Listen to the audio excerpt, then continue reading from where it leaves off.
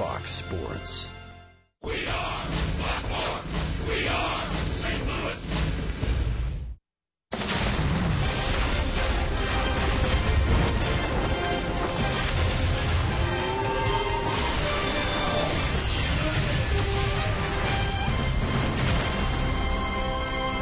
This is St. Louis Cardinals baseball, and tonight from downtown St. Louis in Busch Stadium, game number 3 of a 4-game series. Cardinals trying to make it 3 wins in a row. It's the Rockies and Cardinals on Fox Sports Midwest.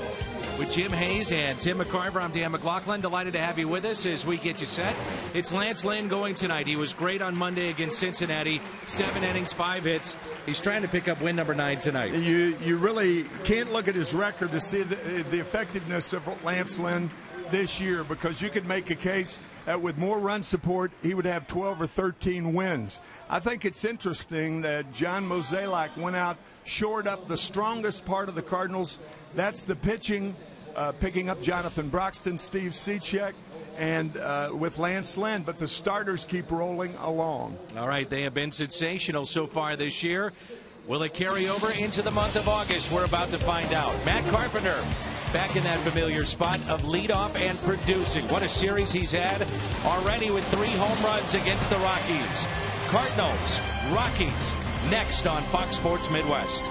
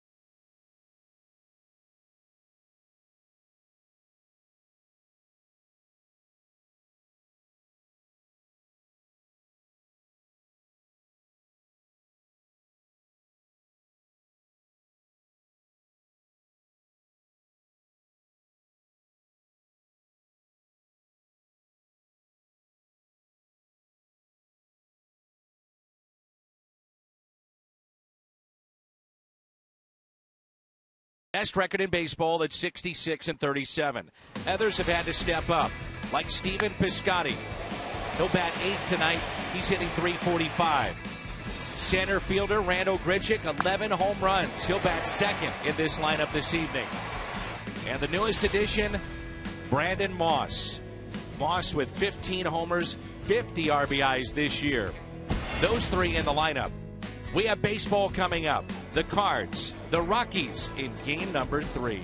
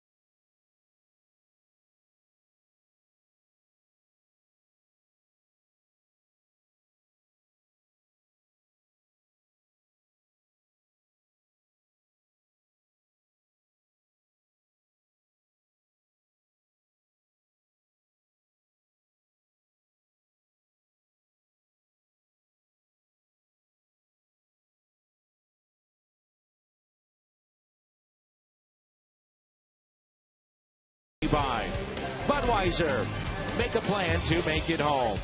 Save big money at Menards on all your home improvement needs. And visit your local Mid-America Chevy dealers for great prices on our all-new 2015 vehicles today. Just an absolutely perfect night for baseball. Here in the Gateway City, the Cardinals are 66-37. 5.5 games in front of Pittsburgh. Meanwhile, for Colorado, they've lost now 3 straight, 43-58, 14 games out. Charlie Blackmon will lead it off, followed by DJ LeMahieu, 11 for 20 this year. LeMahieu against St. Louis. Then Cargo, Arenado, Polson, McHenry, Stubbs, Descalso, and the pitcher, De La Rosa. On the bench tonight for Walt Weiss, Reyes, Hundley, Barnes, and Parker.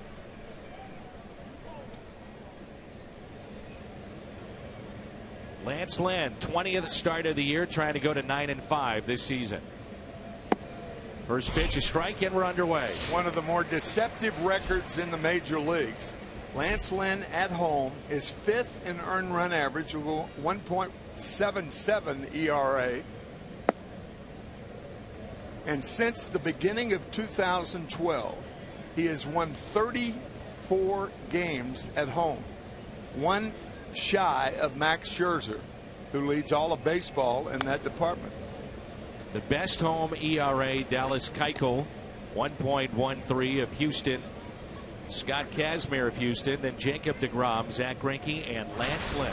How about that? 3 guys in front of Zach Greinke. Yes. With a 1.41 earned run average here in August. Greinke looks to be on the way to the Cy Young Award, too, in the National League. I would think so. 2 balls, 2 strikes on Charlie Blackmon, who's hitting .290, 12 homers. He's driven in 44.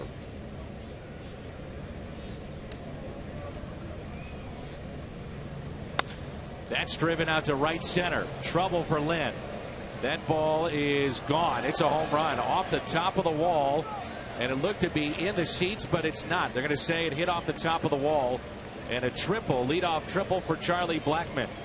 With the naked eye, Dan, I thought the ball was out of here. I did too. I think Charlie Blackmon thought it was. I think Walt Weiss may have thought it was. So it hit off the top of the wall, and we saw this the other night with a ball in right field. With Carpenter last night, the ball hitting the edge of the fence and bouncing back. This ball hit by Blackmon. I'm still not sure that's not a home run.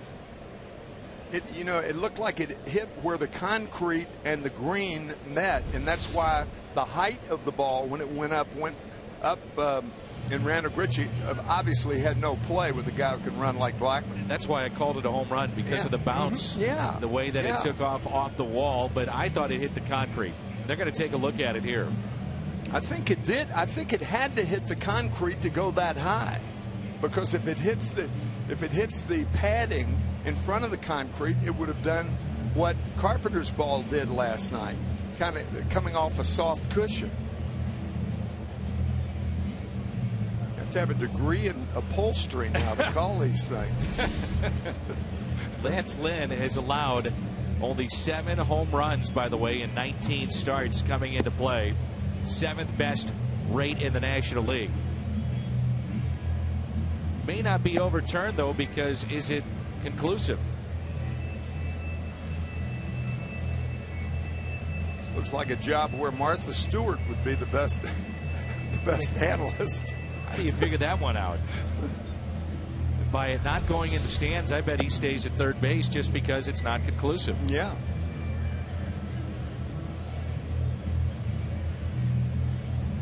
Common sense, though, I think would tell you it hit concrete. That's why it hit concrete. It jumps up.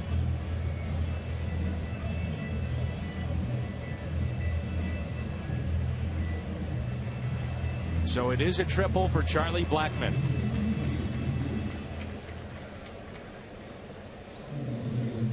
Not the way that Lance Lynn wanted to start tonight. No. And it brings in DJ LeMahieu, 1 for 7 with 3 strikeouts against Lynn. But we talked about it just a moment ago, how well he has hit the Cardinals this season. 11 for 20. One of the reasons that Lance Lynn has had success with DJ, is 1 for 7 against Lance this year, is Lance has thrown him inside.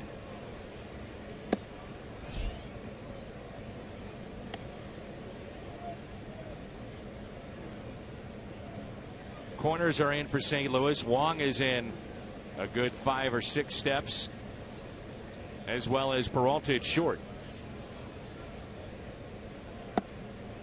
Trying to pitch him in. Let's turn to your Toyota keys to the game following the strike. How can the pitching be any better for the Cardinals? Starters and relievers, and they're stronger in the bullpen now than they were a couple of days ago. Jim had a nice visit with Jonathan Broxton as you get a look at last night's starter Michael Wacha. That's hit to first and taken there by Moss. That was another crowding, the fastball crowding LeMahieu. You've got to make him bring the hands in. Lynn did, and he kind of fought it off toward first base. And now the Cardinals will keep the infield in. Now that ball wasn't as far inside as I thought, but inside enough. You bet. Hyundai pitch arsenal here for Lynn. A lot of fastballs. To further your point about just how well the Cardinals have pitched this year, last team with a sub-3 ERA collectively, the entire team through the first 4 months of a season was 1989. Tommy Lasorda's Dodgers. That featured Fernando Valenzuela. Oral Hershiser was their top winner at 15 and 15. But that's the last team to do it. Dodgers were off a World Series win against Oakland in 1988. Hershiser, the MVP of the National League Championship Series and the World Series in '88. Here's a 1-0. 1 ball, 1 strike on Carlos Gonzalez. Sitting 279. 21 home runs. He's driven in 52.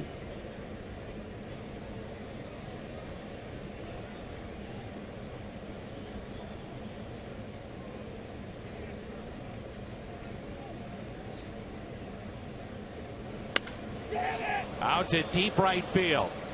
Hayward back at the wall with room.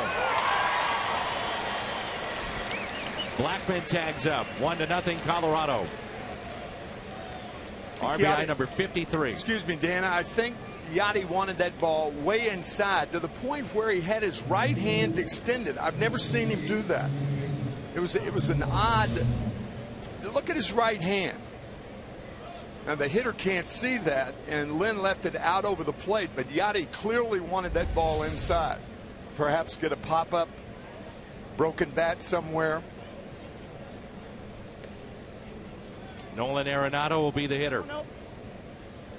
2 outs, nobody on. That pitch is popped up foul behind home plate. I wonder what kind of offers Gonzalez was bringing the Rockies at the trade deadline.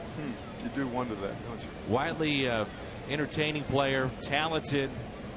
3 gold gloves. Yeah, that's the other factor of it.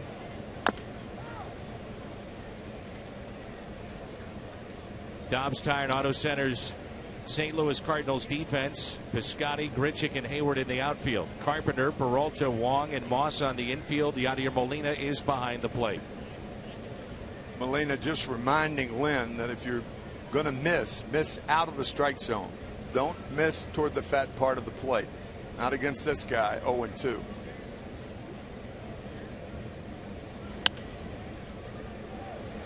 Moss. Foul territory, and he puts it away. RBI for Gonzalez to drive in Blackmon after he tripled. Half inning in the books, 1-0 Rockies.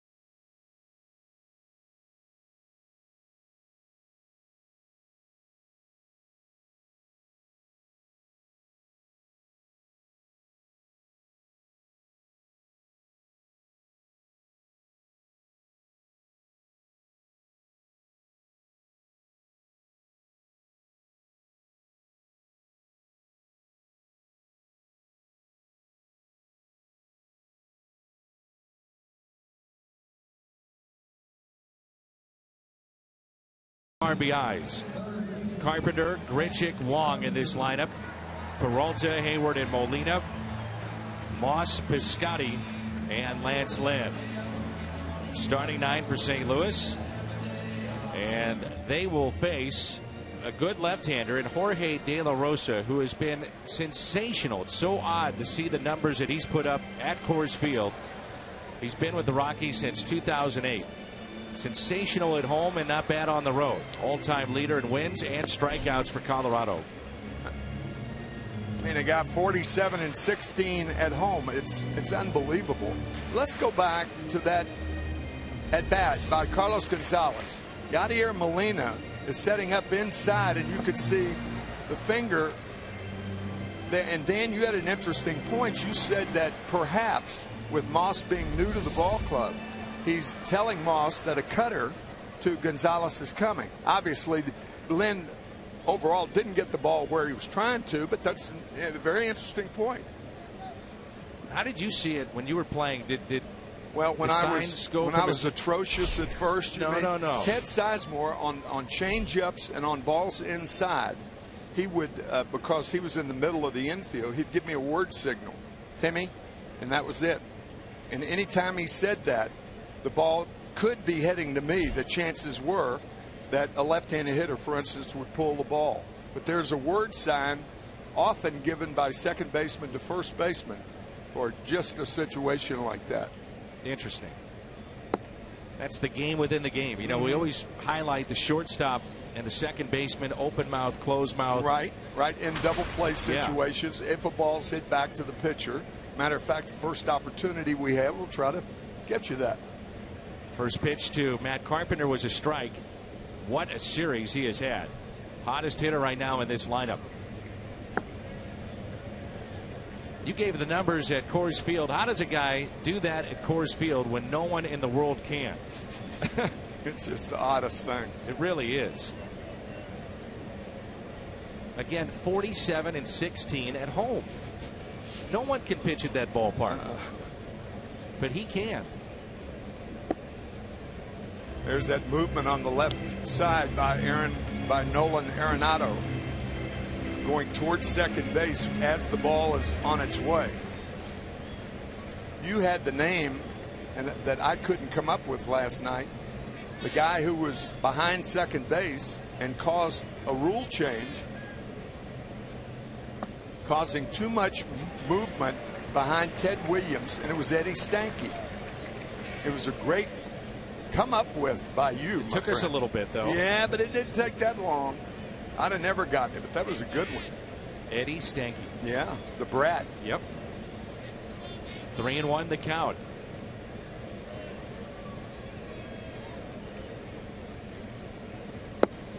Make it 3-2.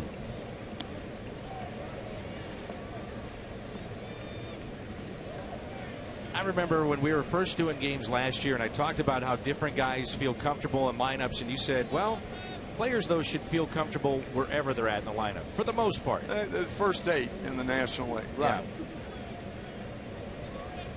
He obviously is comfortable at this spot, and he strikes out on an off-speed pitch. De La Rosa, the Hyundai pitch arsenal. It's fascinating when you flash that up there, and the splitter is the dominant pitch, thrown more than any other, and it gives you an idea of how you've got to wait for De La Rosa. If a hitter sees that, you automatically think, well, he's not going to blow the fastball by me. Rarely throws it. Here's Randal Grichuk, a tough game one, bounced back last night. Hitting .285. Grichuk lines it past the diving shortstop Descalso for a base hit.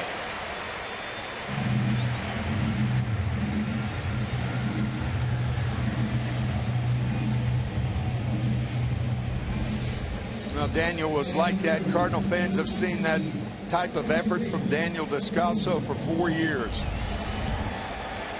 Very popular player here, and has been given warm responses when he is hit in the first 2 games. If you missed it in game 1 in particular, Yadier Molina stepping out in front of home plate, standing ovation. Yeah, great.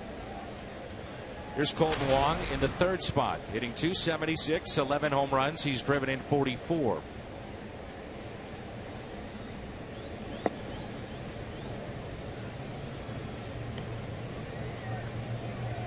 Keep in mind, catcher Michael McKendry, 29 attempted stolen bases against him this year. He's thrown out 1. Cardinals in the middle of the pack in steals in the National League. That's popped up. Arenado will give it a look, and it's out of play. Even if you're in the middle of the pack, you change your tactics when it's that dramatic. McKendry having a tough time throwing runners out.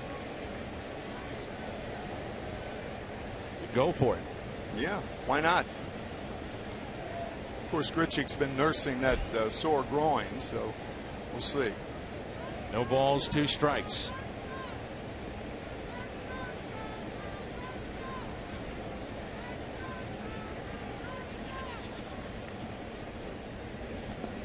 Bounced in the dirt, kept in front by McKendry. He was with the Rockies, then with the Pirates. Clint Hurdle loved him. Actually worked out at Clint Hurdle's home. multiple off seasons. He brought him into Pittsburgh, didn't work out there, and now back in the Rockies organization.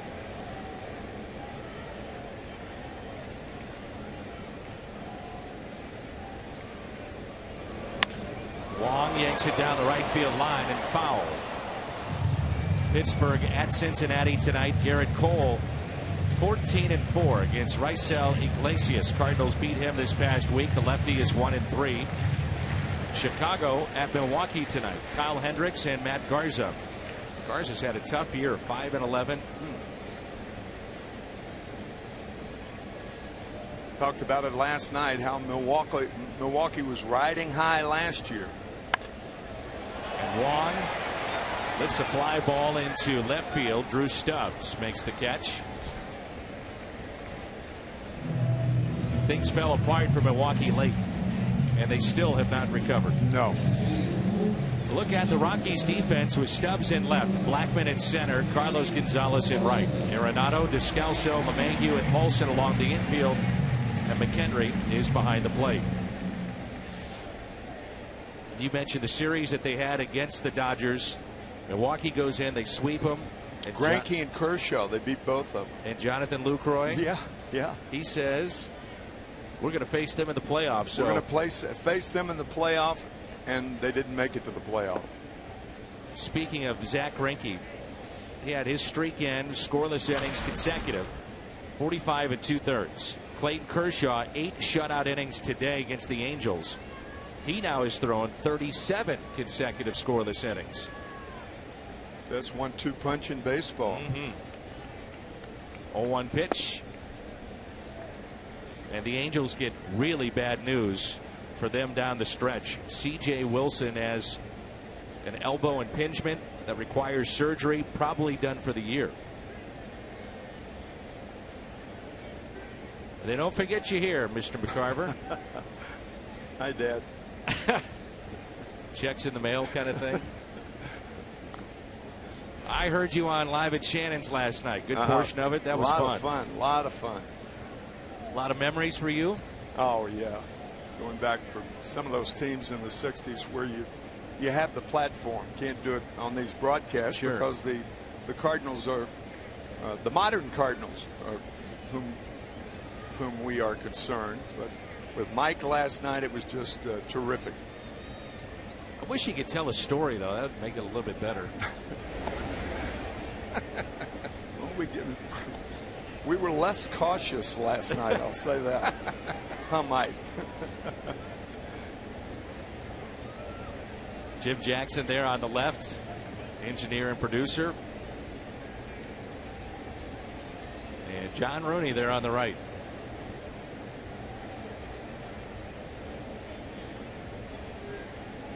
One-two pitch. Hit out of play by Peralta. See, that's what happens with a guy like De La Rosa. When he does throw the fastball, you're looking for everything else, and you end up fouling the ball off against the guy. I mean, Johnny's a good fastball hitter, and obviously after that bevy of breaking balls and all-speed pitches, laid on the fastball.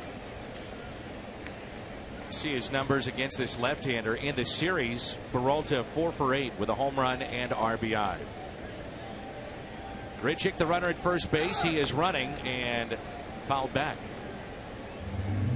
Just got a piece.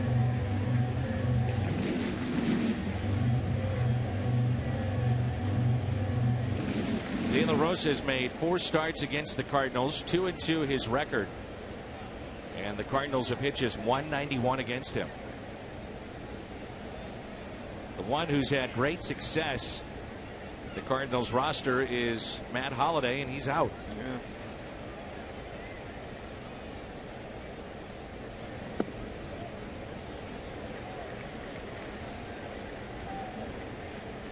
August 1st, these are the dog days now. Hot days in the summer, guys getting tired. You hit September, you start to see the light at the end of the tunnel. Right now, these truly are the dog days of Major League Baseball. You got to grind through it. As Peralta hits it out of play. Now, I'm assuming, from a player's perspective, It's a little easier to come to the ballpark when you're in the position the Cardinals are in, and then thinking about what the Rockies are going through. Oh, absolutely. Long year for them again. Yeah, for the Rockies, September 1st would signal an oncoming train instead of a light at the end of the tunnel.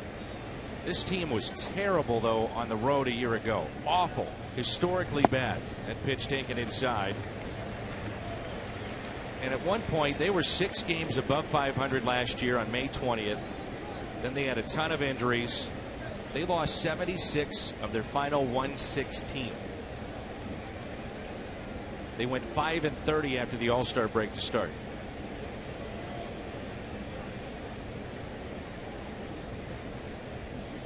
Richick off with a pitch, the 3-2. Peralta, bouncer to Arenado. Cardinals strand a runner. We played one from Busch Stadium in St. Louis. Rockies on top 1-0.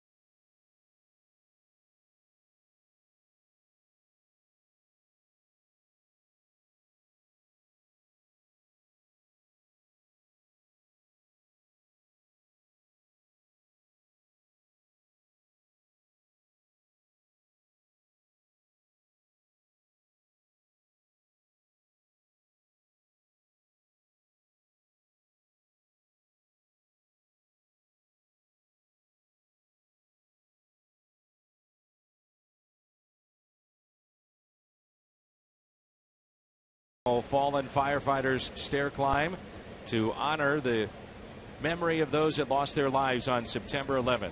To participate, visit ClaytonStairClimb.com. That's coming up Sunday, September 13th.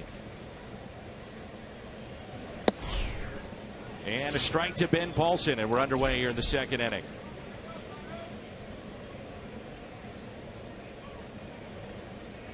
Paulson hitting .286.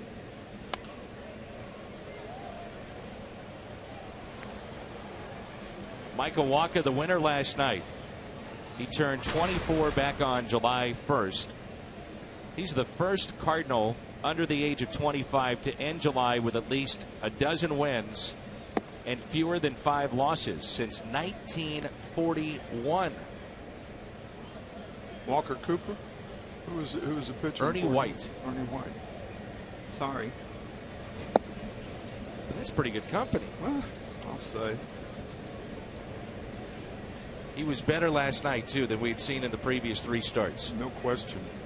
Not because he pitched a shutout against a very good team. There's a ground ball. Backhanded by Wong. Jump throw. The stretch by Moss. Nice play. This is becoming routine.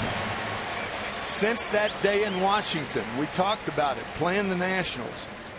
The 3 great plays that opened the eyes of everybody. Everybody knew he was a great fielder. Didn't realize how well he went to his right, to his left. He was a staggeringly wondrous fielder that night. To where you go, wow. And this is another wow by Wong. A wow by Wong. I like it. Thank you. Here's McHenry. I think a Gold Glover's in his future. Absolutely. LeMahieu, the owner of the Gold Glove now, the second baseman for the Rockies, his counterpart tonight. 1 ball, 1 strike. And you think about it too, Wong's about 5'9", 5'10". LeMahieu, one of the biggest second basemen in the game. He made a play in shallow center. It's one of the best plays I've ever seen a second baseman make. Sunday afternoon, 3 weekends ago, and the shift was on. It was against the Padres, and he had to range all the way to shallow center and made the play, and it was an unbelievable play. I think the best of his this year, and he's had a bunch. Just getting going, Colton Wong. 3-1 pitch, popped up. Molina giving chase. Into the green seats it goes. That foul ball is an indication of how a lot of hitters feel when they square up on a ball by Lance Lynn. It's like hitting the ball is 5 1/3 ounces. A baseball weighs that. When Lynn throws it and you hit it even square, it's like it's 7 ounces. It's like it's heavier. They talk about that even when playing catch in the outfield. Oh, yeah. Throws a real heavy sinking ball. Back to Lynn, and he's got it for out number 2. Lance not bothering to throw the ball around. He just caught the ball and got back in the windup position. Yeah. He's on the mound ready to go. Yeah. Cardinals have dominated the series, in particular here at Busch Stadium, since 2010. Cardinals are 16-3 against the Colorado Rockies. Lynn just standing on the mound right now, waiting. And here's Drew Stubbs, who's hitting .205. That was funny. I mean, he caught the ball, took 1 revolution, he was right on the mound. You know, a lot of guys will walk around the mound, kind of catch their breath. Yeah. Throw the ball, take it around the horn. Yeah. All right, who's Where's next? Let's go.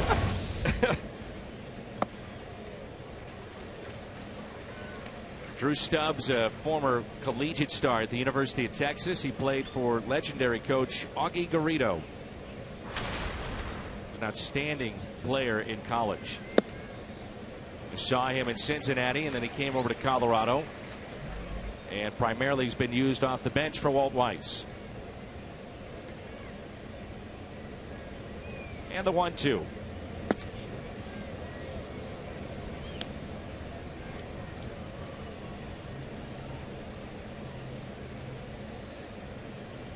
Talk about Stubbs. They wanted him to put the ball on the ground and use his speed in Cincinnati. And he had a lot of strikeouts. They used him in the leadoff spot. Didn't work there. Dropped him down in the order like they've done with Billy Hamilton. And eventually shipped him to Colorado.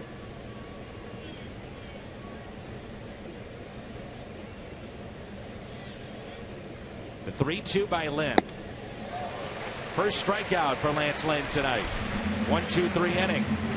Coming up for St. Louis, Hayward, Molina, and Brandon Moss. First strikeout tonight for Lance.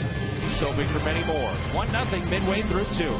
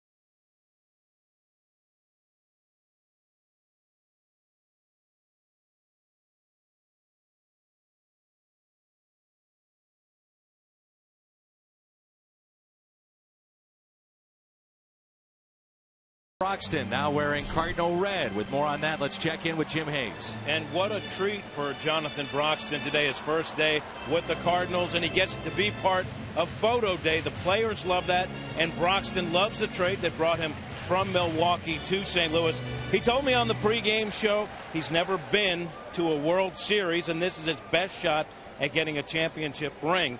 No preference in regard to a role, as he put it, 5th, 6th, 9th, 12th, doesn't matter as long as we get the W.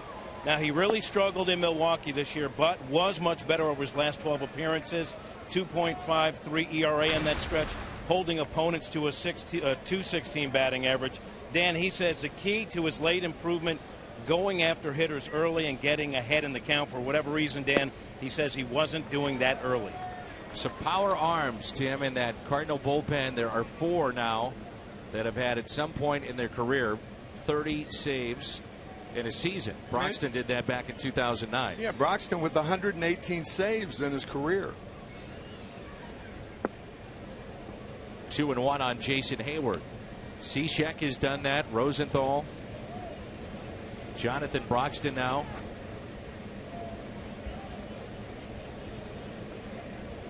Kevin Siegrist was used as a closer at times this year. Hayward, a bouncer to Descalso. Shortstop there with the shift. And there's one away.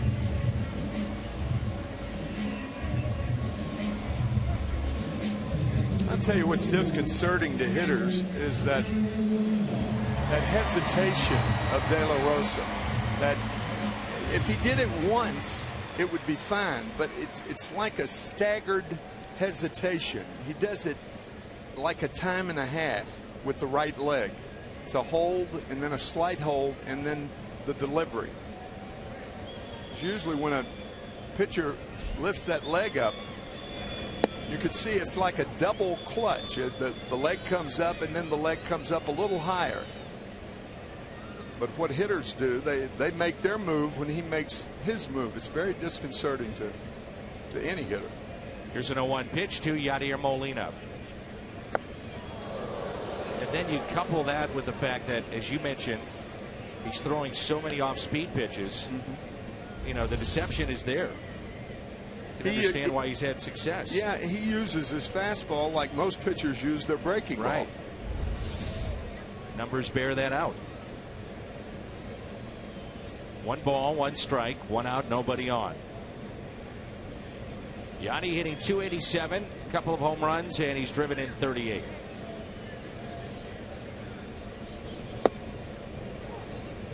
That's a good example of it right there. It really is.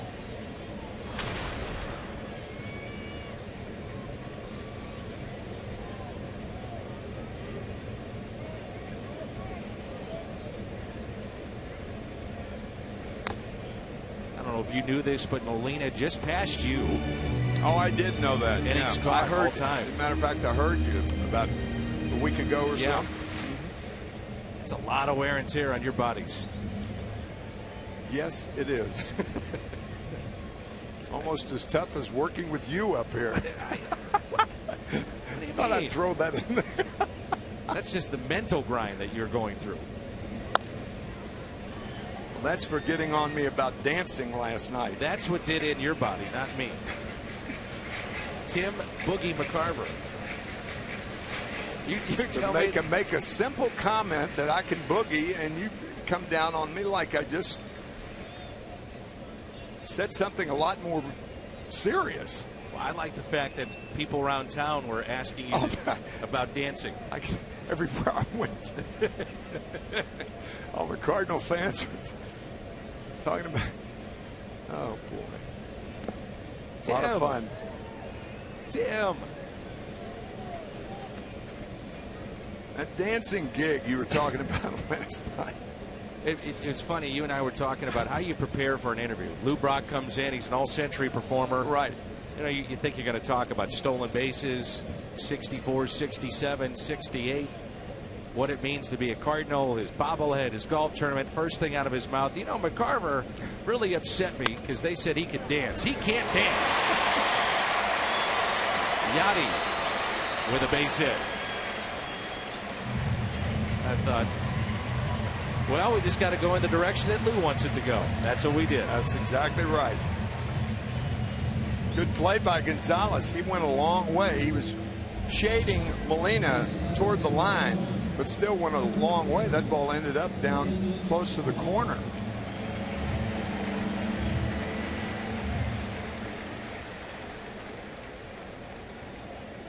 You can make a case that Brandon Moss could have been 4 for 4 last night. Mm-hmm. 3 hard balls, 1 to left, center, and right, and then a rocket up the middle fielded by Jose Reyes. It was a hard 0 for 4 that he took last night. They've got the shift on here. First pitch to him is a ground ball. He'll step on the bag. Molina in a rundown, and it's a double play. We played 2 from Busch Stadium. 1-0 Colorado.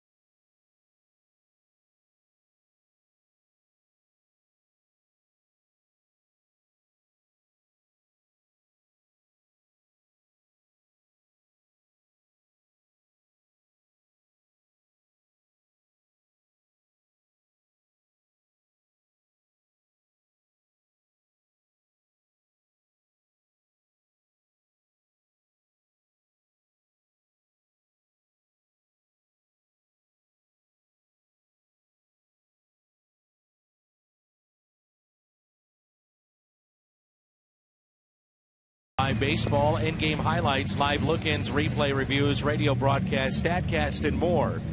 Get MLB.com at bat for your smartphone or tablet. The sustained success of the Cardinals makes them, in many ways, the envy of baseball. You know, the payroll is reasonable, and they win. The Cardinals ended July 15-12. 21st consecutive month the Cardinals have had a winning record. That's incredible. That really is. Last losing month, June of 2012, they were 1 game below the 500 mark. But 21 consecutive winning months. Incredible. Descalso, a little roller up the first base line. Moss gets it in fair territory and tags him. Good play by Brandon Moss. He got to the ball before it could go foul. Ended up backhanding it and fielding it with his feet in foul territory.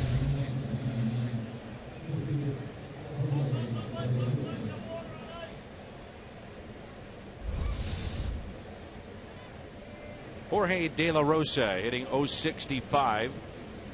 No home runs. He's driven in 3.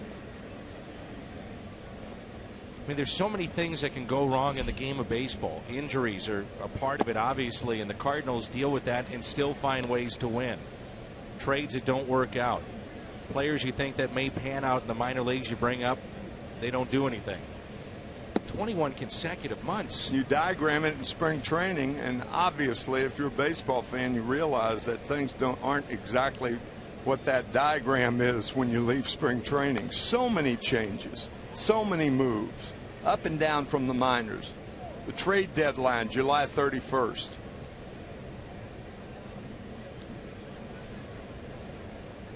Cardinals have loaded up with pitching for the stretch run. The 0-2 pitch. De La Rosa Taps it in front of the plate, and Molina waited for that to go fair.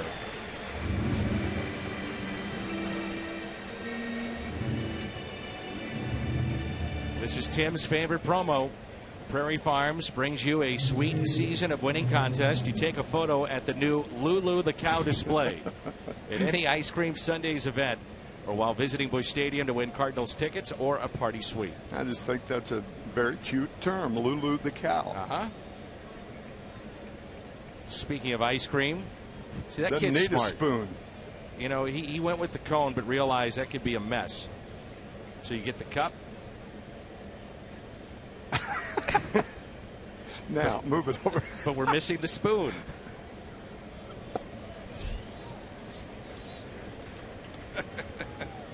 Attack. What are the chances he goes home with no chocolate somewhere on his body? Shorts, shirt, socks. What are the chances that he knows the score or the count or the number of outs? Or his sister, for that matter. She's got the spoon.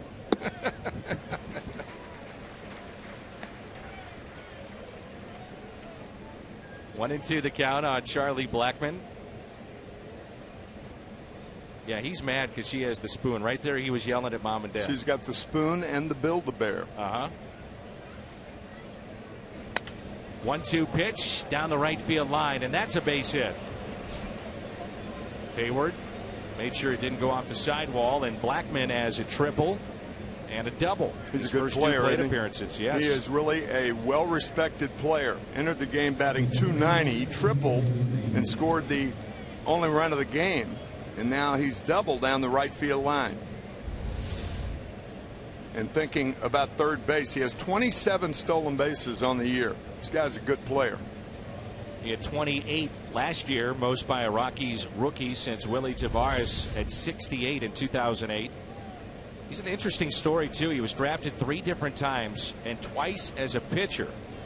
After his senior year in high school, after junior college, decided not to sign and played collegiately at Georgia Tech. Got his engineering degree. As a matter of fact, you were talking about Steve Piscotty, who went back to school to get his engineering degree last night after that big hit double in the 6th inning to drive in 2.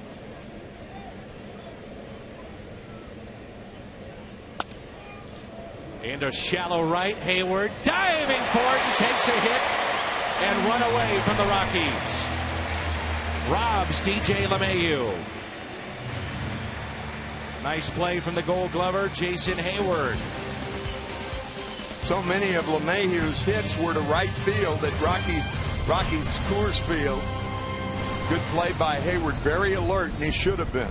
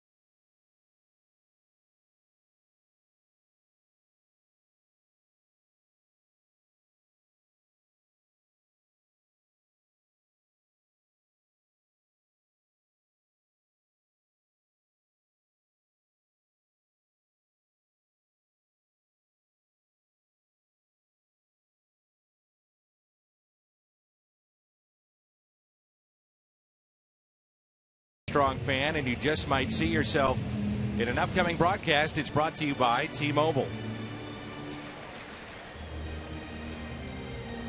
Stephen Piscotty, Lance Lynn, and Matt Carpenter for St. Louis. Rockies are banged up. They did make some moves today. They added Kyle Parker to their bench. He's joining Colorado for the second time this year. Ex-quarterback at Clemson, right? That's right. Bergman has been activated from the DL. Oberg as well in their bullpen. And Dickerson, we find out now, has broken ribs, so he is done. So Corey Dickerson is on the DL. Kyle Kendrick out with a shoulder injury, and Aaron Laffey was designated for assignment. So they were busy in the last 24 hours. Yeah, initially we had word that Dickerson had bruised his ribs, and the x-rays, I guess this afternoon, showed broken ribs. So that was a play where Hayward drove in the run, the triple, and threw behind him at third base. He got in a rundown and he was out. Big hit last night, Stephen Piscotty. Double off the wall that made it 4-0. Cardinals picked up 5 runs in the inning, all coming with 2 outs.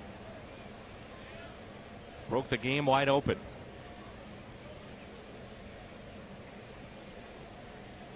Here's a 2-1 pitch. Piscotty, by the way, in 8 starts so far, this being his 9th, has collected a hit in each game. Only the 6th player in Cardinals history to pick up a hit in each of his first 8 starts. 2-2.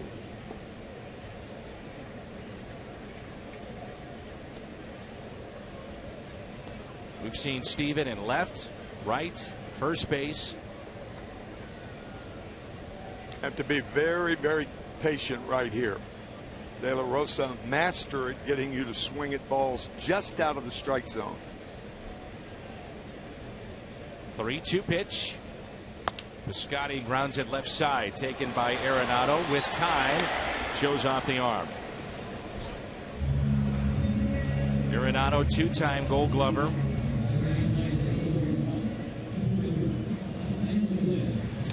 Talked to Walt Weiss about Arenado.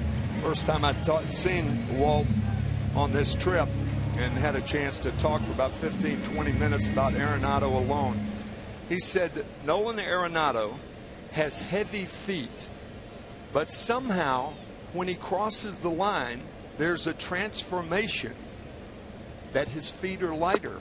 I mean, it sounded like a producer 50 years ago talking about Fred Astaire.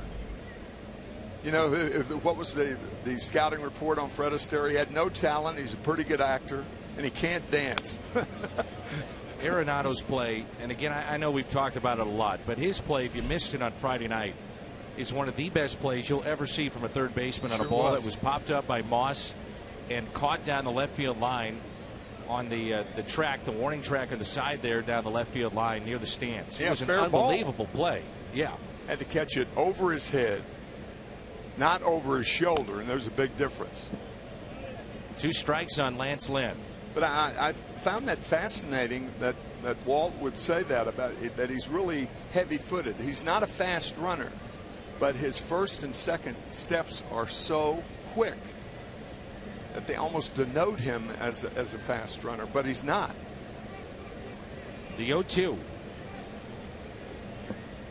And Lynn strikes out.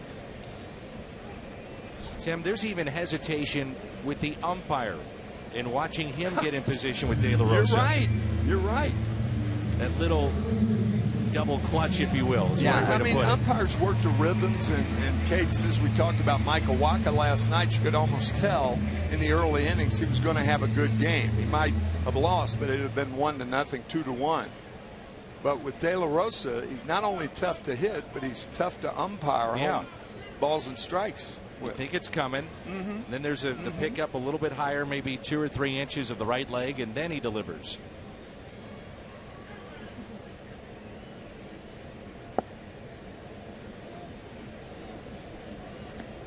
Carpenter struck out on a 3-2 pitch. First time up, 0 for 1.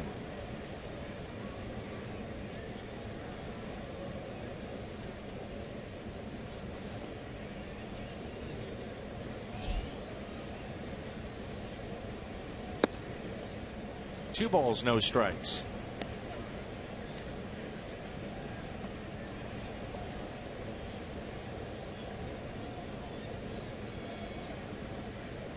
Arenado also had a 28-game hitting streak last year, longest in the major leagues. Longest hitting streak by a Cardinal is 33. Rogers Hornsby did that back in 1922. A career 358 hitter.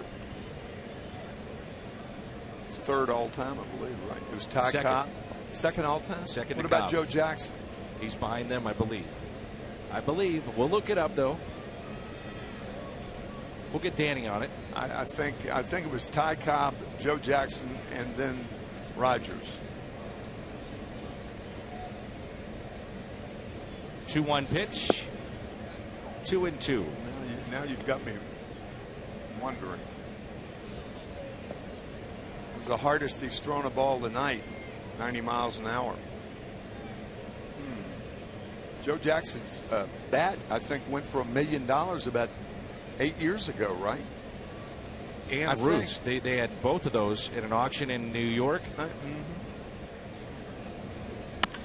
2-2. Out to right, and there's Gonzalez. We'll look it up in the break. Okay. If that doesn't make you stay, nothing will.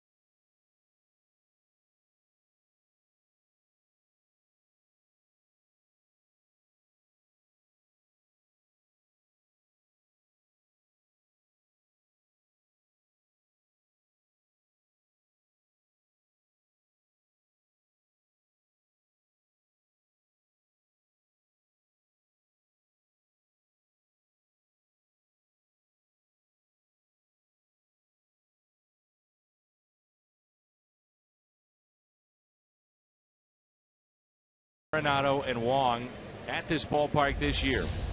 This was Colton Wong with Lynn on the mound against San Diego. Shift was on. That tremendous catch that he made. Across his body, backhanded. And here's Arenado. Look how far he has to go to make this play. In foul territory, now in fair territory. Wow. 2 great plays. 2 fantastic plays. What a game.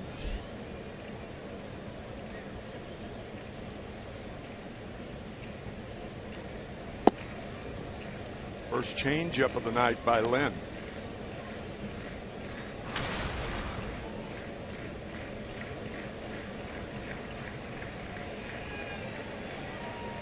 Here's a 2-0 pitch inside. Gonzalez had the fly ball hit to deep right that scored Charlie Blackmon back in the first inning. Maybe hitting here. 3-1. Outside corner. If he was hitting, that's the pitch you take.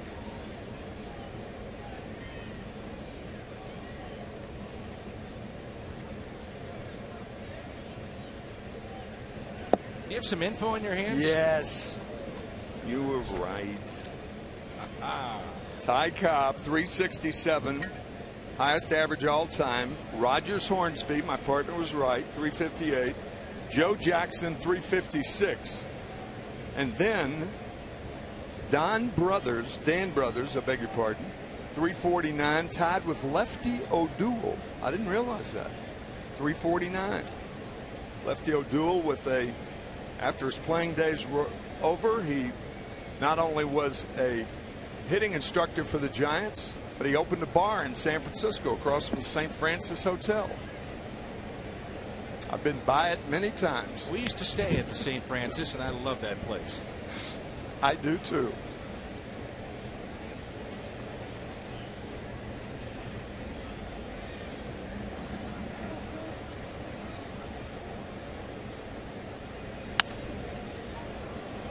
In the air, right field, long way to go for Jason Hayward. Can't come up with it. Jason, a victim of how deeply he had to play Arenado. He was playing so deep that a ball that he would normally catch and track down couldn't get to. Arenado with power the other way.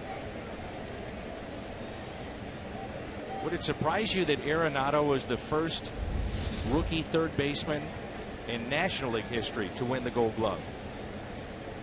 No one else had ever done that as a rookie. In the American League, Frank Malzone did it with the Boston Red Sox. I guess today, you know, when you think about the availability to see so many games, you know, a guy like Arenado gets noticed. I mean, he's going to get noticed with his talent anyway. But with those that have a chance to look at him now more and more because of television, maybe he's getting more notice. But probably the Rockies have been such a poor team and not a lot of attention going their way except for what they might do. I mean, the first thing you hear about with Colorado the last 2 years, what's going to happen with Troy Tulowitzki, what happens with Carlos Gonzalez. Yeah.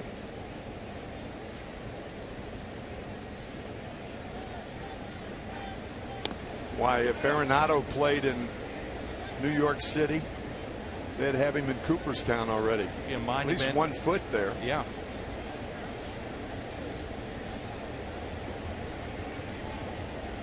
At Monument Park. Here's a 1-1. Lifted out to deep left field. Piscotty is back at the wall, and it's gone. Home run. Nolan Arenado, number 26. He's up to 80 driven in. 3-0 Colorado.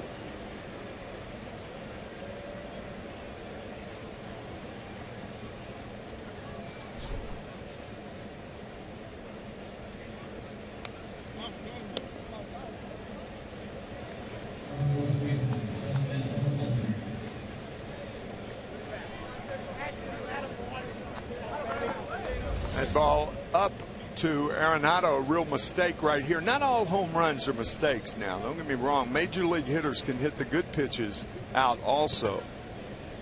It's just the mistakes are hit out more often. We're seeing more pitches up like that tonight from Lance Lynn. 0-1 the count on Ben Paulson, who is grounded out to second.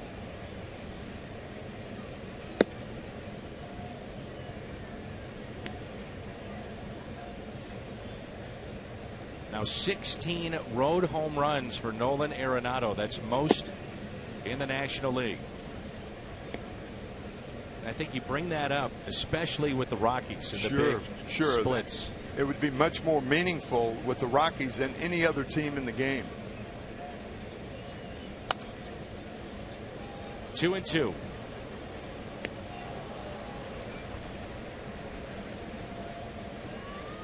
Paulson's been letting that beard go all season, and his shot that's on the big screen here doesn't look anything like him, but he'd fit right in 1978. The strikeout. Number 2 tonight, and the first out here in the 4th.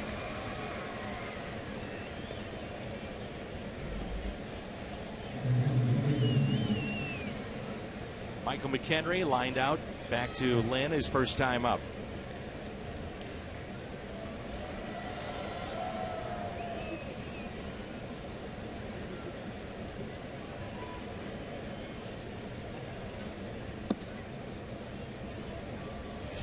Lance falling behind, not only up with some pitches, but missing away, particularly to left-handed batters. Now misses away to McHenry. Strike one, the most important pitch in the sequence. You start from there. 2 balls, no strikes. That's why John Lackey's been so effective this year. First pitch strikes. Have we overlooked him, you think, in terms of all the different pitchers we talk about with the Cardinals? Rosenthal, great year. Segrist, one of the best lefties. Martinez and Walker get so much attention, and flying under the radar, John Lackey. Yeah. He's had a sensational year. He really has. 3-1. The Cardinals can come back and win this game tonight. It would be their 40th home win in the first 55 games here at Busch Stadium. It'd be just the 5th team to accomplish that feat in 55 games in Cardinals history. The last 6 teams in Major League history to do that. The 2011 Brewers, they were eliminated by the Cardinals. The 2010 Braves, the 08 Cubs, the Yankees of 04, and the 98 Yankees and Padres, and those 2 teams met in the World Series. Fly ball deep left center field. Grichuk on the move. He'll look up, and that's off the wall. McHenry in with a double, standing up.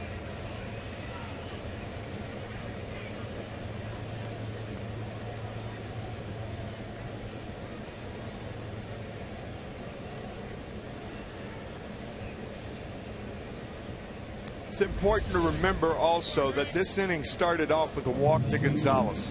When an inning starts off with a walk to a hitter, the pitcher becomes so much more conscious of the middle of the plate because he walked the first batter. Get it back into gear. So now all of a sudden the hitters that follow him, the guy who walked, are going to usually see more balls that are in the middle of the plate. Obviously easier to hit. As many fastballs and sinkers that Lynn will throw.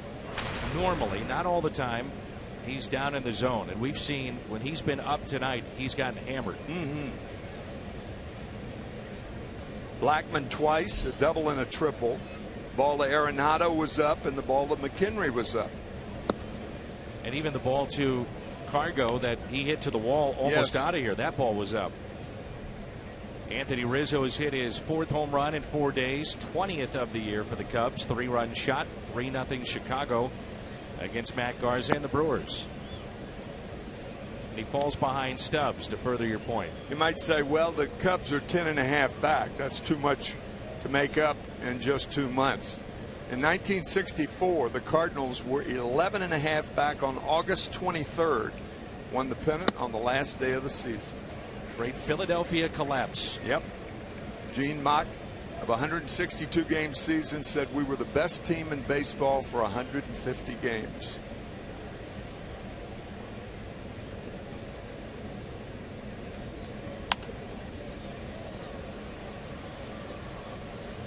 Two and two.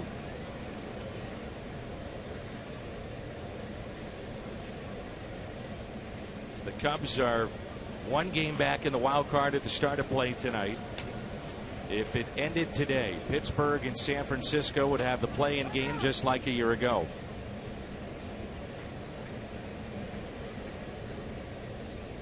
Mets are 3.5 games out. They've added Cespedes. He's in their lineup today. Arizona 5.5 out. And the one team that really stood pat at the trade deadline, which surprised many, San Diego, 6.5 out. Carpenter makes the play. How about the Arizona Diamondbacks, who have won 6 in a row? 7 behind the Giants and the Dodgers. But the Phillies, who are 9-2 since the break. The Phillies.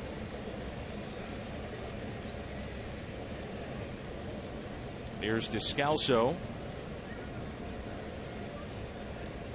Grounded out to first.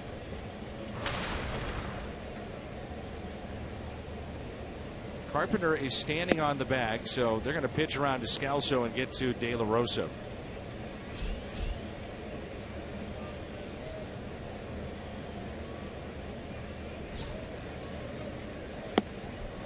This might be one of those things, Tim, where you look at it and Mike Matheny is seeing what we're seeing. Pitches up. He's not overly sharp right now, and it could change in this game. Don't take any chances with a runner at second. Right. And deal with the light hitting Right. pitcher. It's pretty clear that the intentional walk is the thing to do here.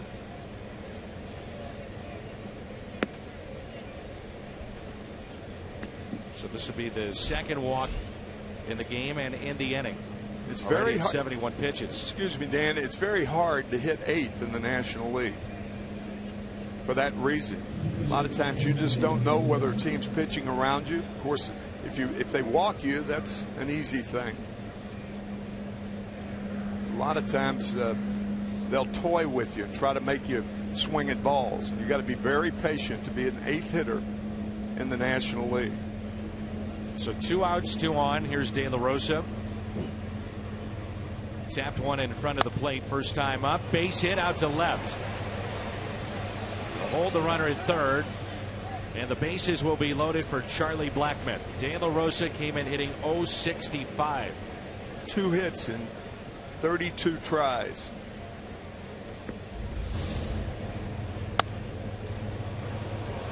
Well, you got to know where you are.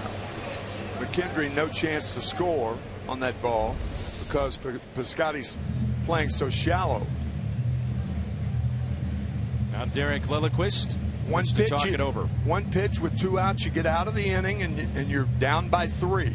Got to know where you are. But 1 hit in this situation, a lot of damage.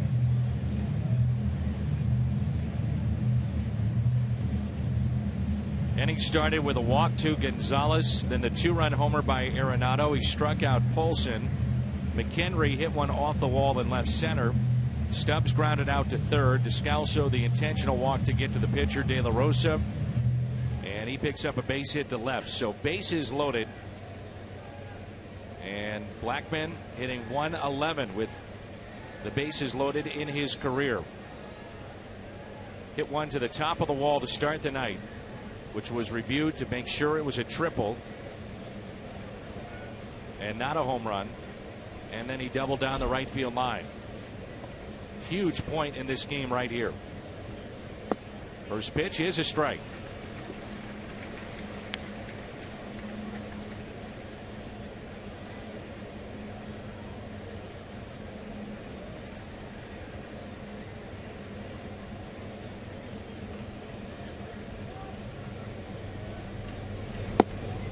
One ball, one strike. Charlie Blackmon has hit the Cardinals well in his career. .366 in 71 plate appearances. 6 for 15 with runners in scoring position. 2-1. They went with the off-speed pitch. Last 2 pitches, Lynn has missed badly. Really pitching behind almost every hitter tonight. Highly atypical for Lance.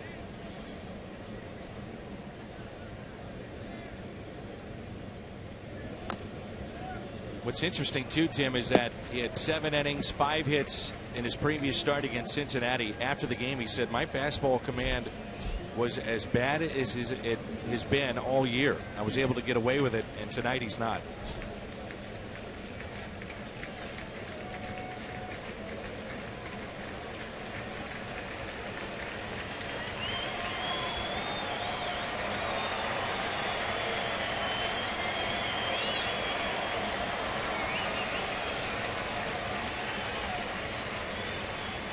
Two.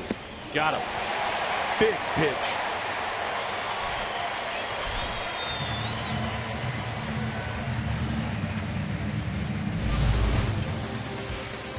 AT&T U-verse rewind. And the home run by Arenado as we head to a break. 2-run shot. With that, 3-0 Colorado.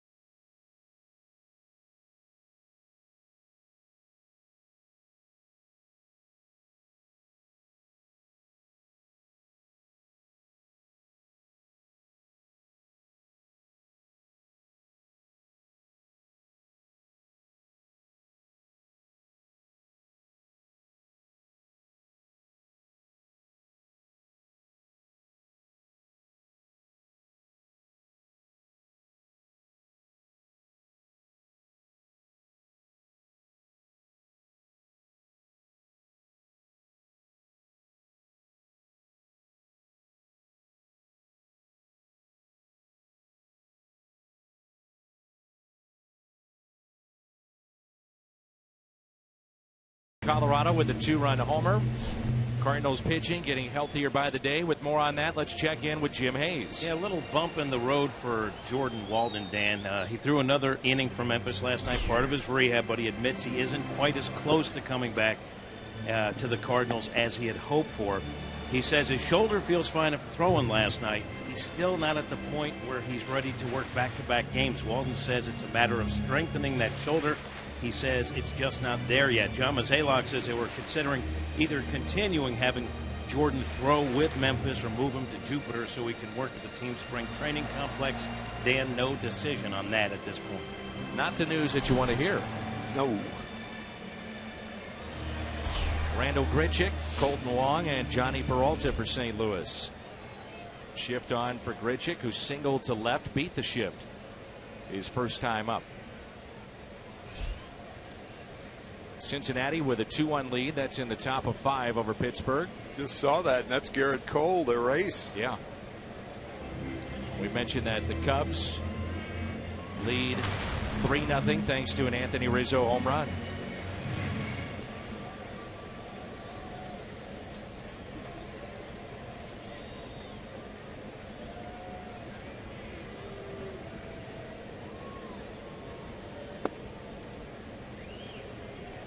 One ball, one strike.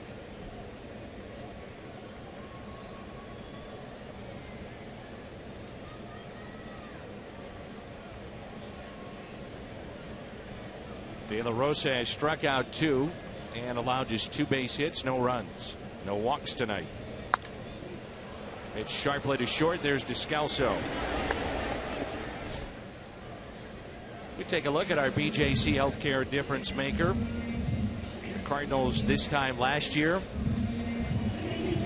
Runs scored up, runs allowed down. So the 66 and 37 team record and the run differential, big difference. Saying, why are their games played a little different as opposed to last year?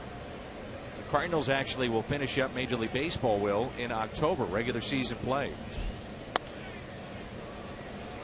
You could have Game 7 of the World Series being played in November. That to me is fine. I think that's much ado about nothing. I really do. That does not bother me in any way. I can see with your look at me, that glare, that it bothers you. Well, Mr. McCarver, I would just counter that and say, do you want to be playing games in an open-air stadium in Minnesota in November? Yes. What's the difference between November 1st and October 28th? I know what you're going to say, 3 days, right?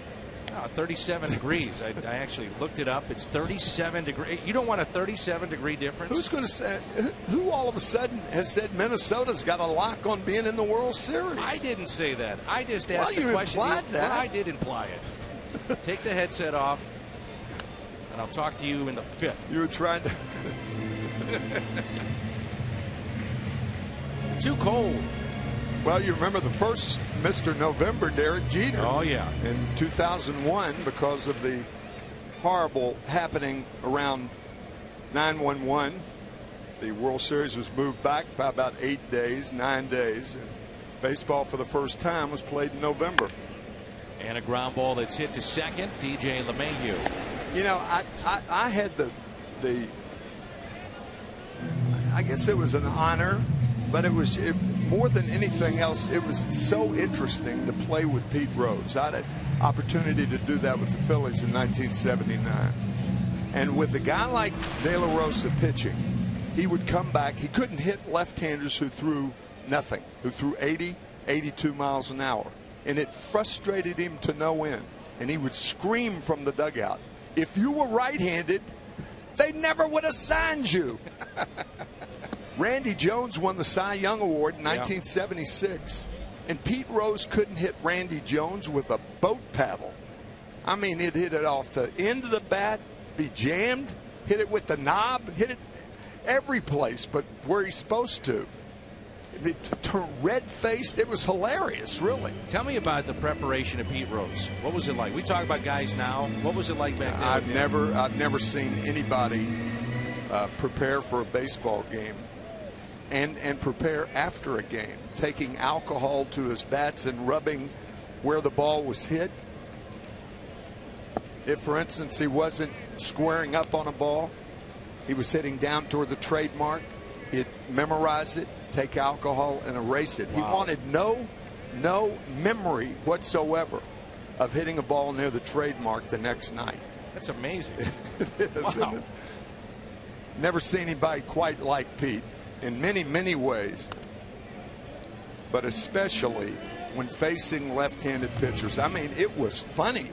And the softer they threw, the more of a chance they had to get him out. I wonder too what he thinks of the video that's used now, and not as much as the eye test.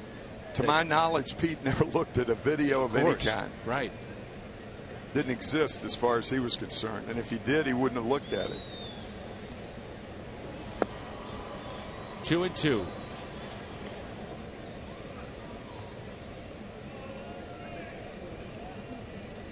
Two and two with 2 outs. By alcohol, I mean rubbing alcohol. Rubbing alcohol. Yes. Right. I was reminded by the truck to make that clear.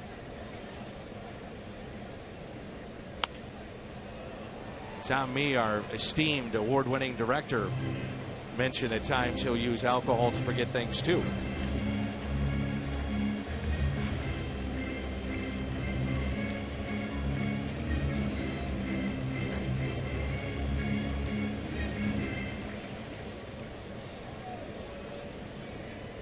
Two balls, 2 strikes with 2 outs.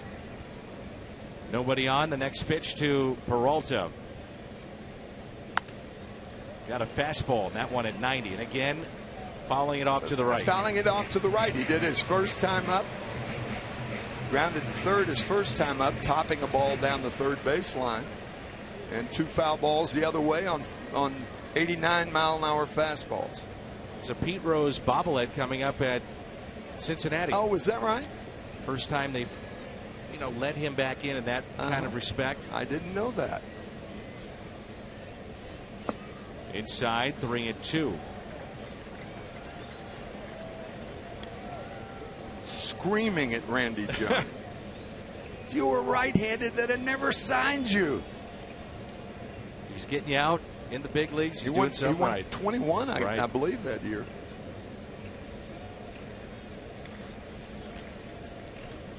Pete Rose, career against Randy Jones, 176. There you go. Attaboy, Danny. 3-2 pitch. Pulled, and it is a foul ball.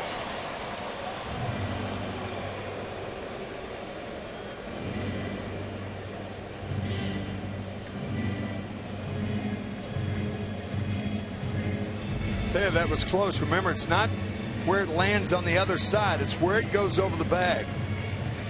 By the looks of that, it looked foul, though, in fairness.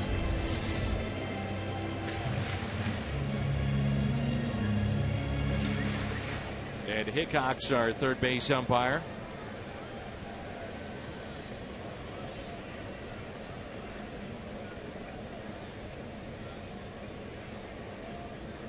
The 3-2. And Peralta hits it a ton. Center field. Blackman back. Cardinals on the board.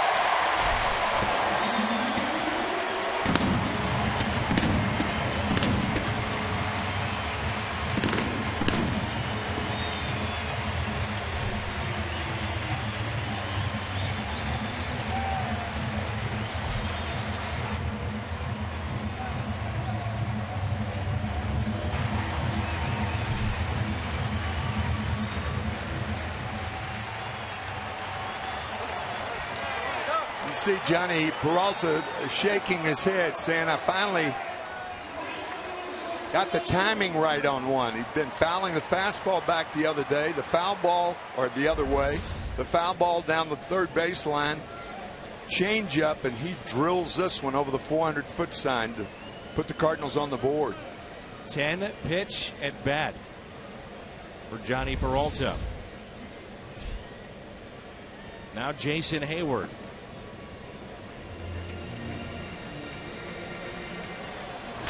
So much talk, by the way, with Pete Rose at the All-Star game this year in Cincinnati. You believe he should be in the Hall of Fame? I do. I think he should be at least up for the voting to be in the Hall of Fame. I think he served his time. I've changed my mind on that. Arenado with the shift on makes the play. Doesn't mean I'm right. It's just my opinion. Peralta, the solo shot. Cardinals on the board.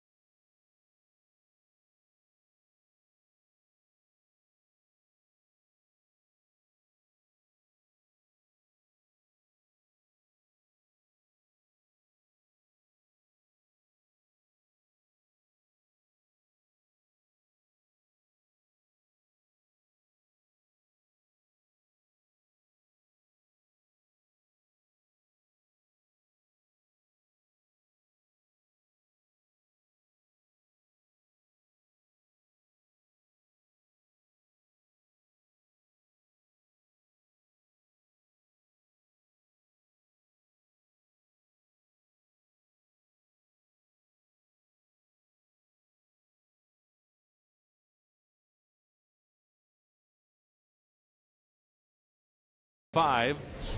Ricky talking about those mechanics of Lance Lynn. Let's see if he can't get things going here. You go back to the Blackman at bat, how big that was to get a strikeout with the bases loaded, keep it at 3-0, and now the Cardinals get on the board. DJ LeMahieu was robbed by Jason Hayward back in the third with a nice sliding grab, took a hit and RBI away. And he's also grounded out to first. The beautiful night here in the Gateway City. Crowds have been remarkable again this year. Cardinals trending to 3.5 million coming through the turnstiles.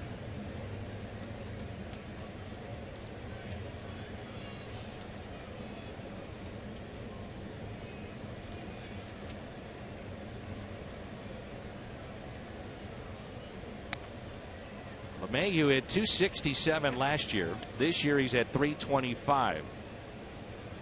Played collegiately at LSU. Helped the Tigers to the 2009 College World Series title. He's a former shortstop that's been converted to a second baseman.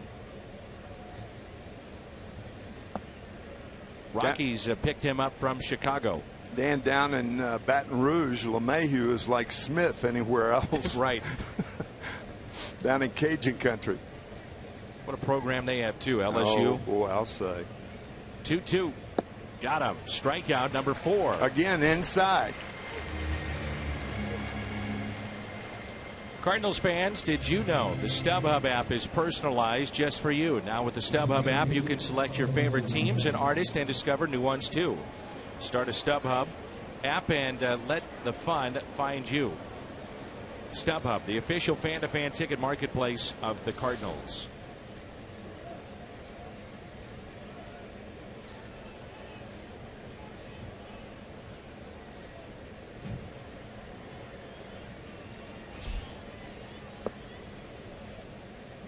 Gonzalez with an RBI back in the first, and walked and scored on the home run by Arenado in the fourth.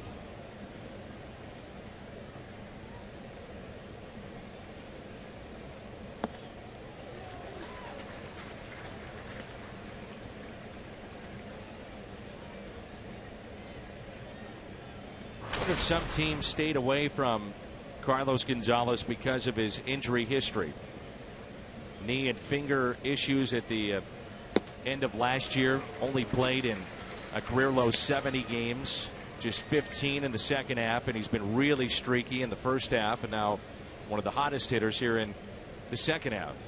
Thankfully, it wasn't as serious as it was first thought. That tumor removed from his left index finger.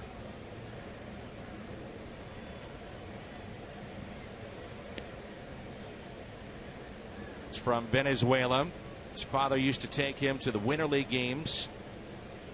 He would imitate the stance of Bobby Abreu. Really? That's great. He's one of his favorite players growing up. Bobby had a long and distinguished career. And a strikeout on the off-speed pitch. 2 in a row, or rather 3 in a row, and 2 in the inning. Good curveball, and a curveball that you rarely see Lance Lynn throw. Gonzalez, I think, thought it was around the plate. It was close, but Lynn got the call.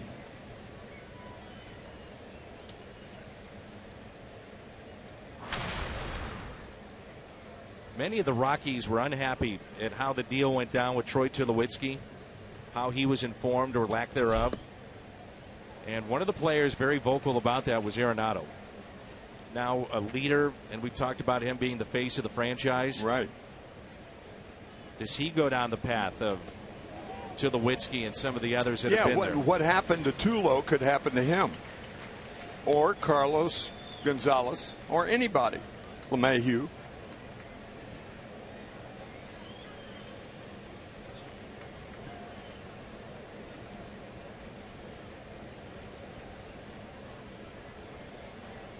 Here's an 0-2 pitch. Pulled foul. Good pitch. Every pitch is not designed to finish the at bat, but it could be designed for the next pitch or 1-2 pitches away. A fastball inside, designed so Lynn can go away to Arenado. Molina did set up away, and that's fouled again. We saw Arenado's reaction, Jose Reyes' reaction on a line shot that hit a fan in the head in game 1, and apparently that fan is okay. I've had a lot of people ask about that. Yeah. Thankfully. Yes. Scary.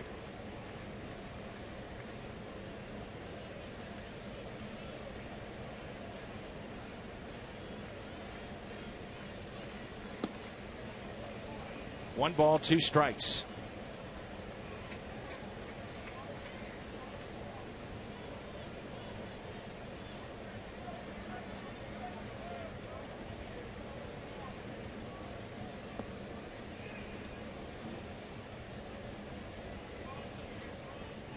It has been a struggle tonight for Lance Lynn. Yes, it has.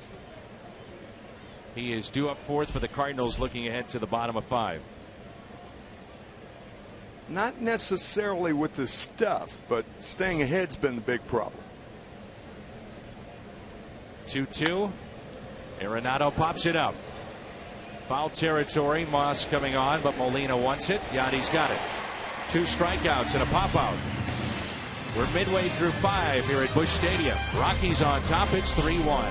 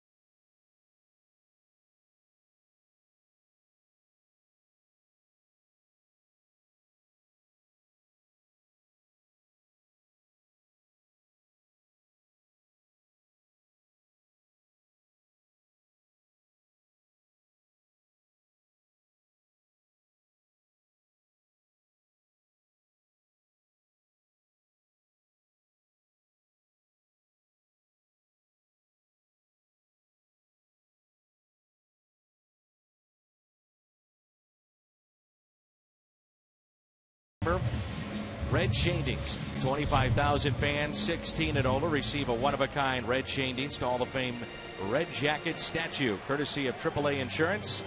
Celebrate Red 70 years in baseball and counting. Tickets at cardinals.com/promotions. There's the Hall of Famer checking it out from the GM box. He's here every night. Doesn't miss any of the innings on TV. Rojo.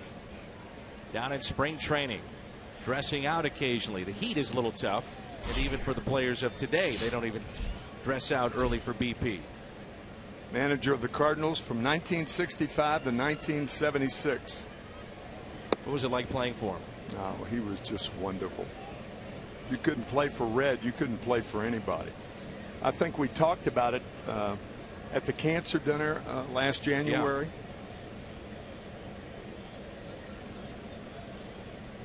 0-1 pitch to Molina. Lined into center for the first out. Red would come out to the mound with the bases loaded in a tight situation, and he would say, "What do you guys want to do? What do you guys want to do? What do you guys want to do?" And we'd say, "Let's play the infield halfway, play for the double play, or play in and whatever." He said, "Okay, go get them." That was it. There was never any command. You guys do this. You guys do that. But he realized it was a very intelligent team, a very stubborn team, very talented team, obviously, the Cardinals in the 60s. And he allowed us to make the decisions. So, therefore, when we had to make the decisions, and I've always said this about Red, when we had to make the decisions during the game, we were more capable of doing that because that's what he allowed us to do. Gave you a long leash. Exactly. I mean, you can't control players. There are a lot of managers that have tried to do that. Billy Martin, for instance, was a guy who tried to control players from the bench. He'd send Art Fowler out and say, Billy's not real happy you threw that 0-2 pitch. Well, let Billy come out here and tell me. You know, just the different styles and managers, and everybody thought Billy Martin was a genius or fiery or what have you. But to me, Red's the guy who recognized what kind of team he had and allowed you to play and make the decisions for yourself, because that's what you're going to have to do to win games. He still recognizes talent. Yeah, oh, he does. Spring training, yeah. He's on the backfields. He said, this guy can play, that guy can play. Oh, yeah, he didn't miss much. As Moss bloops it out to left and has his first Cardinals hit. What a goofy game. He hits 4 balls on the nose last night. Nothing to show for it, and he gets jammed and has his first hit as a Cardinal.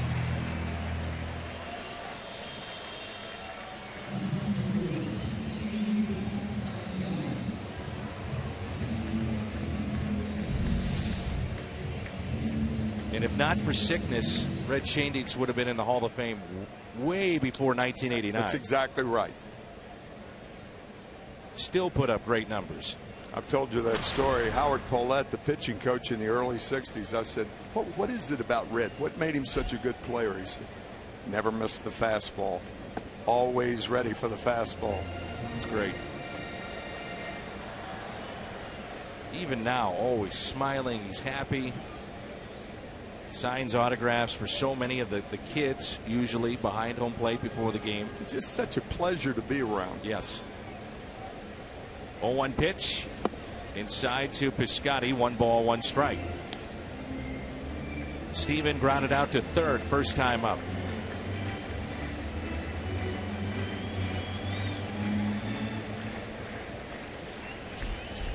Manus up and throwing in the pen with 1 out, runner on, and Lynn's spot is due up next. Ground ball, base hit.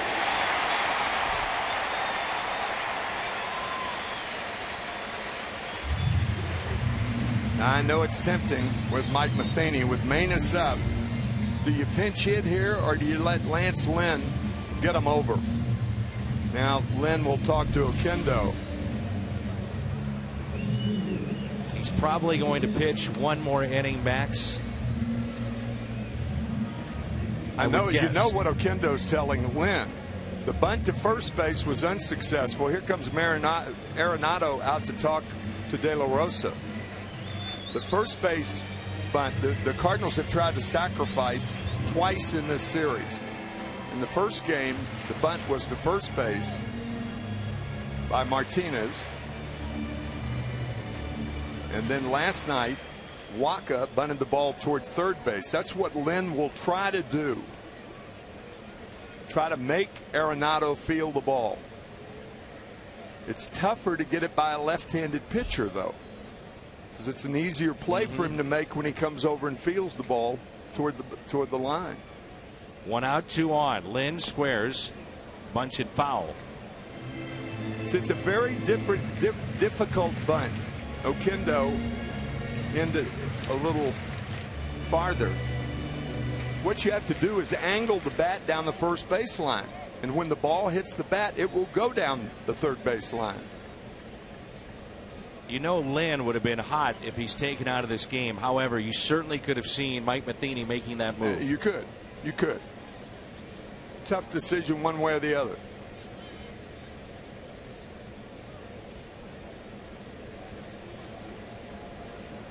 So Manis sits back down. Lynn will have the top of the 6th. And he squares. No, he's hitting. I mean, as an infielder, you're daring a guy like Lynn. He just does not handle the bat that well to do something like that.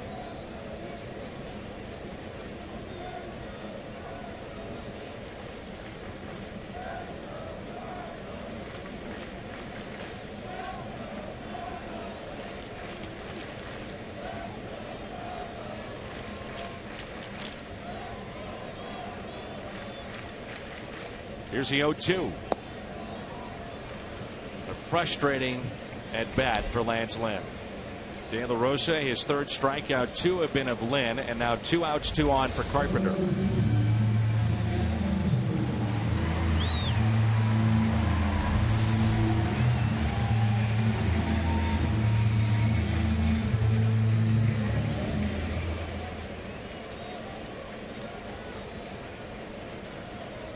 Chancy move to have Lynn swinging away with 1 strike. Yeah. Not taking another crack well, at it. You don't with know the whether he did it on his own or whether Oquendo said that's an option. But I mean, a guy like Lance Lynn, and a few pitchers in the National League can handle the bat like that and pull it back. You don't have time. Their hands aren't that quick. Shift on for Carpenter, who looks at strike 1. He's lined out to right and struck out back in the 1st. So I think your point's well taken. You're either bunting or you're not. There's no sense in trying to use that particular play because you're going to be overmatched.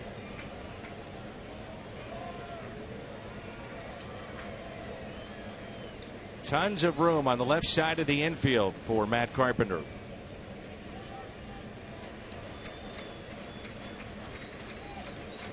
0-1 pitch. Carpenter hits it in the air. Out to shallow left. Drew Stubbs under it. Cardinals strand 2. We head to the 6th. Rockies on top 3-1.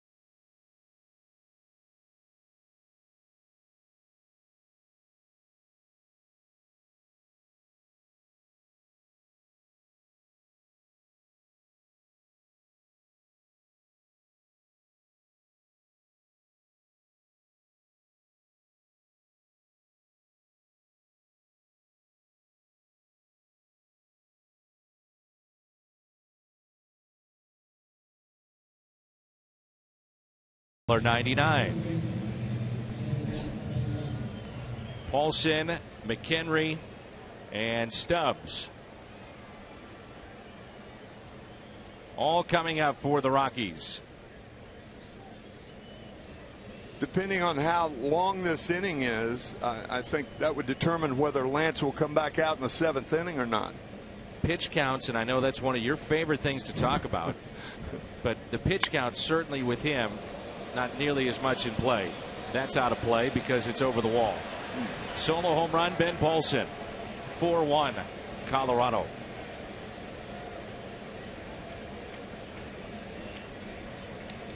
It's been that kind of night. Talking about Lance Lynn and falling behind with the first pitch. He finally throws the first pitch strike. Paulson's ready for it. It's a very good offensive club. The Colorado Rockies. Arcia in the driver's seat. And usually the Rockies, even if they have a poor record, will be among the league leaders in home runs because of their home ballpark.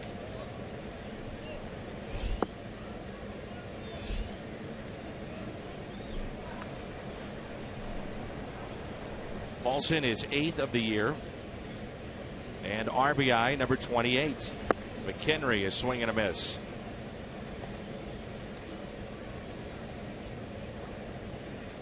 And I'm sure one of the questions that'll be asked of Mike Matheny, depending on how this game shakes out, will be about his thought process not pinch hitting for Lynn last inning.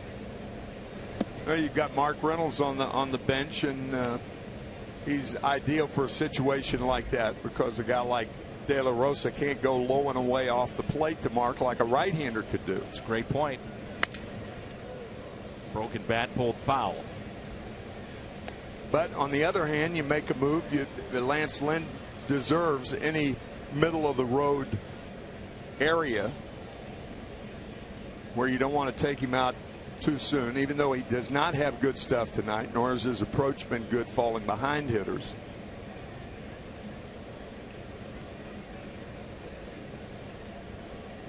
Two balls, two strikes.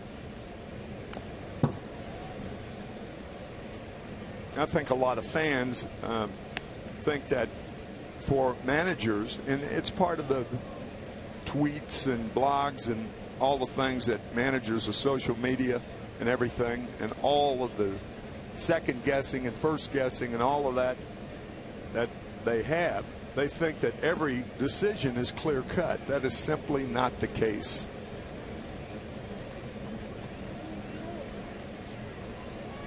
One thing that steps out to me, it stands out to me, is the health of the players. You just, for us even to question moves or talk about why a move was or wasn't made, a lot of that, we don't know the health of players. Sure. Every day, sure, things change. Every at bat, every pitch during a game. What's on tap? We're back at it again tomorrow. Game 4. Jaime Garcia, 3-4, ERA of 2. Will come your way at 12:30 tomorrow. Day baseball, Budweiser, what's on tap?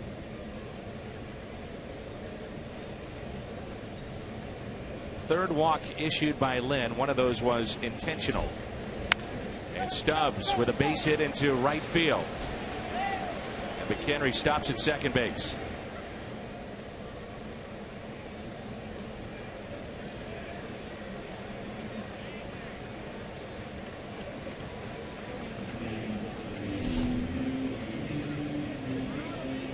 I can hear the tweets right now on social media. Well, if you're going to take him out right now, why'd you have him bunt in the 5th? Well, you have him bunt in the 5th because you anticipate him getting the runners over. It didn't happen. Now, after the home run, the walk, and the single, Choate's in there. A Chevy called to the pen. Randy Choate coming on. 2 on and nobody out. And the Rockies on top. Our score is 4-1.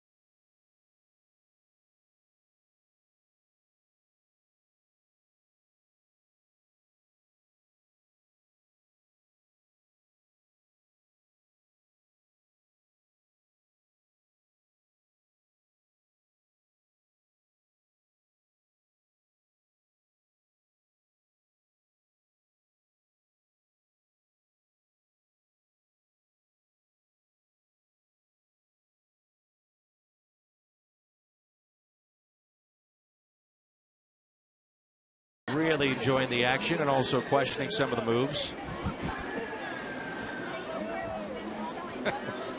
Future social media. Randy Choate, 52nd appearance. He will get Descalso. Just wonder if Walt Weiss was given any thought to pinch hitting with Jose Reyes in this spot and having Choate face a right-handed hitter. Regardless, it's Descalso, and it's a double play. 6-3, the double play. My partner being groomed to be the next manager of the Rockies. That would have been a sterling move under the circumstances. 1 pitch, 2 outs. I believe the Rockies' job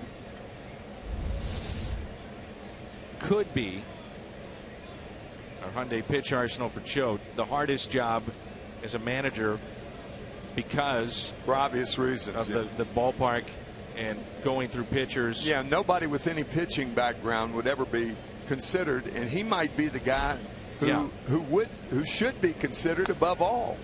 We see Jim Leland get eaten up like he did in Colorado. I mean, it ate him a lot to the point that he had to leave the game for a while. That tells you how hard. Don Zimmer quit. Yeah, out there. Buddy Bell. And I'm not talking all about offensive players, all middle infielders, outfielders. Baylor, Don Baylor. Yeah, Don Baylor, the first manager. Right. I'm not talking about dealing with the media. I mean, that's Chicago, New York, L.A. That would be very tough. Yeah. But in terms of game management of a bullpen of the Rockies and pitching, it'd just be incredibly hard. You know, you made it very clear, and I think that's probably the way that the Rockies ultimately will be coerced to go. Good job by Randy Choate. Comes in with 2 on and nobody out. Gets a double play and a strikeout.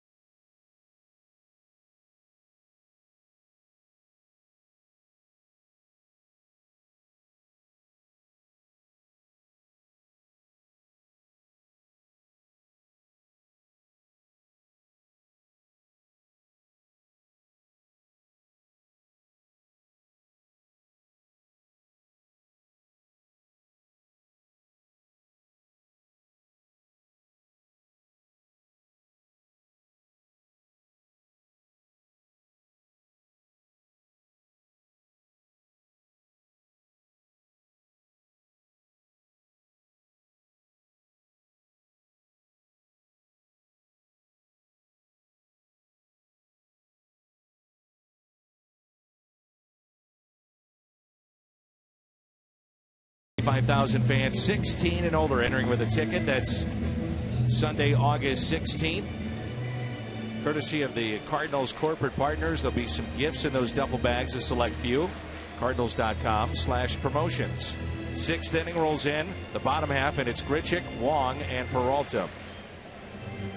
Good job by Randy Choate to minimize the damage. 1 pitch to get Descalso, 3 pitches to get De La Rosa. From the Cardinals' perspective, you're thinking, all right, it's 4-1. Let's get De La Rosa out of the game and get into this bullpen. Yeah. Much maligned bullpen of the Colorado Rockies.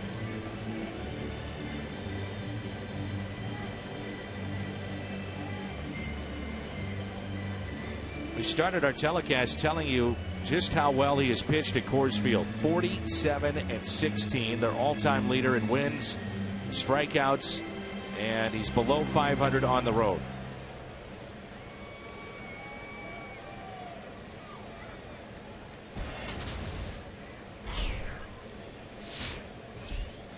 Grichuk 1 for 2.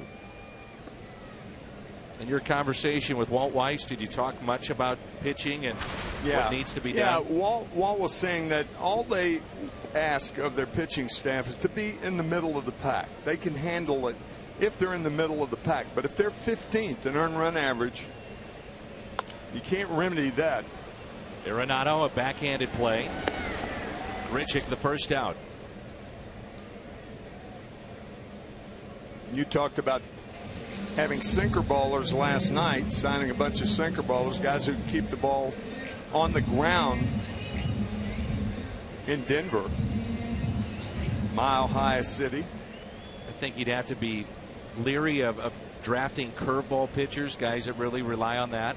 Well, we saw the results of Darryl Kyle going out there and a good major league pitcher who just could not pitch out there because his curveball just would not break. There's a broken bat hit to short. Descalso gloves and makes the play. 1 point, they shelled out big money for Denny Nagel, Mike Hampton. Didn't work. Peralta is homered tonight. That was back in the 4th, a 10-pitch at bat. He saw 9 pitches in his first at bat, grounded out to third. So 19 of the 85 thrown have been to Peralta. The outfield is deep. 2 outs and nobody on.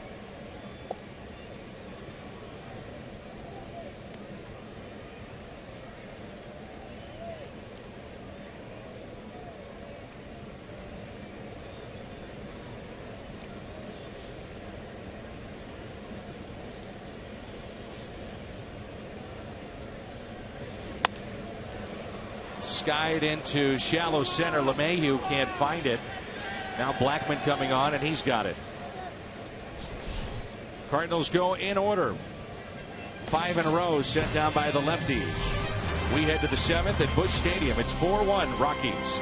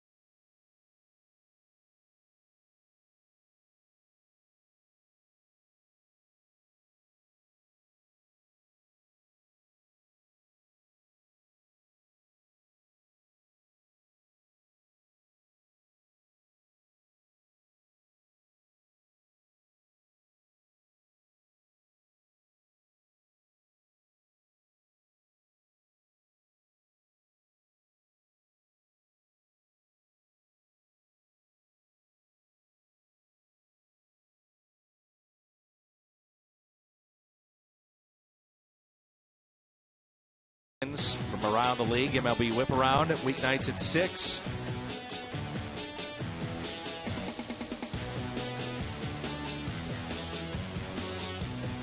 I know you were on there with Dontrell Willis on the MLB Whip Around. I was. There's Charlie Blackman as Choate. You could see him pitching this 7th inning. You got Blackman here, DJ LeMahieu, and Carlos Gonzalez. So 2 of the 3 are lefties.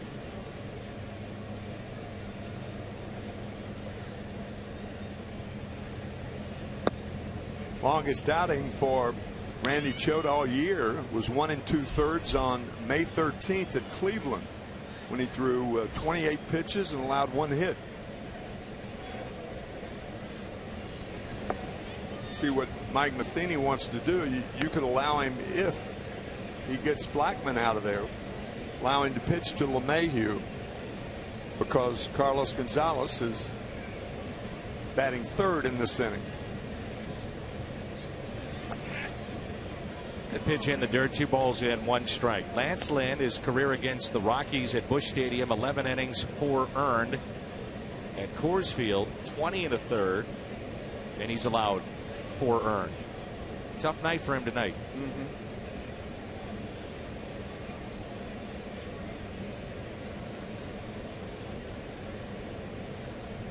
The 2-1 pitch.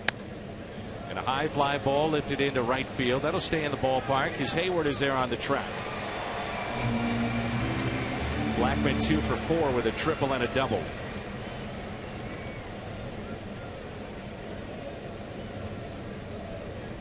That's why managers like Walt Weiss do not have 2 left-handers. For instance, Blackman, Gonzalez. Gonzalez batted 2nd when the Cardinals played in Denver. But you have left-hander, right-hander, left-hander. So it forces a guy who's a lefty specialist into a situation like this, where he's got to face a right-handed hitter. And it's DJ LeMahieu,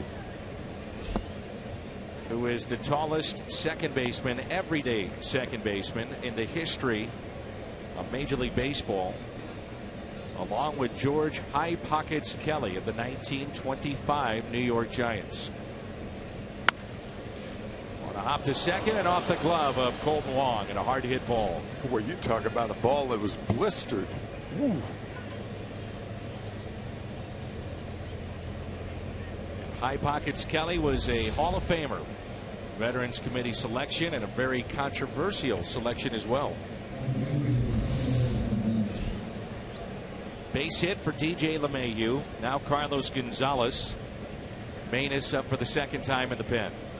Now, the one thing that's not controversial when your nickname is High Pockets is that you're not tall. You've got to be tall to have a nickname like High Pockets. That makes sense. It makes sense. Unless it's a small man, a diminutive individual with long legs. Well, you're really breaking this down. There's a fly ball lifted to left. Let me think about what you just said. Okay. Nice play by Piscotty.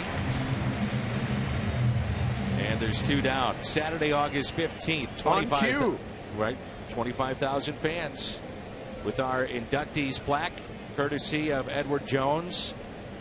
Black honors Kurt Flood, Bob Force, George Kissel, Ted Simmons. Tickets at cardinals.com/promotions. Hall of Fame plaque. High Pockets will not be featured on this year's Hall of Fame plaque. Maine is coming on our Chevy Call to the Pen.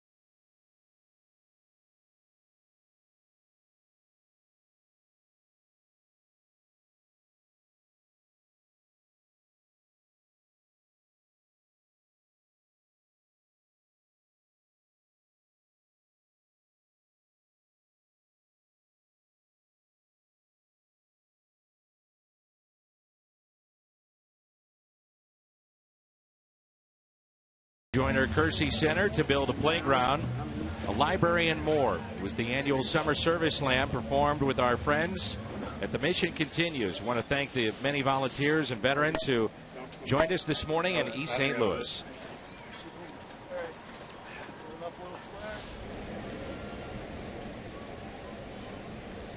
So Seth Maness is on to face Arenado, who has popped out twice in foul territory and has also hit a 2-run homer. That was back in the 4th off of Lance Lynn, tonight's starter.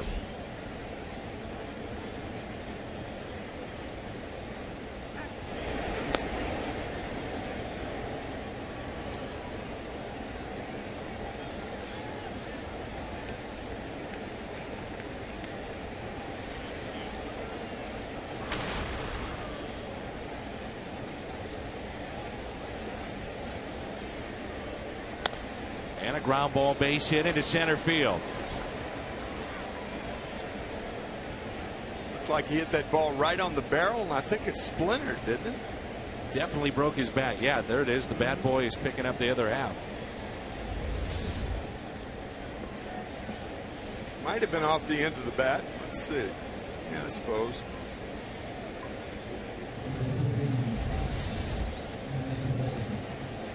Paulson, a home run back in the 6th. He is struck out and also grounded out.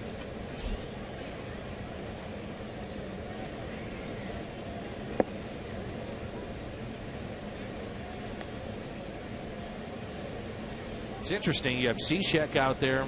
Maness has been used a ton. You've also brought in Broxton. A lot of times Maness is used with a runner on and just one out. That's trouble. Piscotty won't get there. It's off the wall. 1 run is in. Peralta's throw to the plate, not in time. 2-run score. And the Rockies have a 6-1 lead. You notice first ball hitting by both Arenado and Paulson.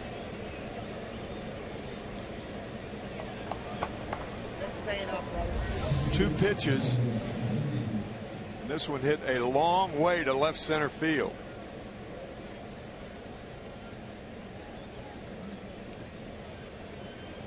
Throw by Johnny is late at home, and Arenado scores rather easily. Michael McHenry. Fly ball. Deep left center field. Grichuk back at the wall. He'll leap and he's got it. Takes the home run away.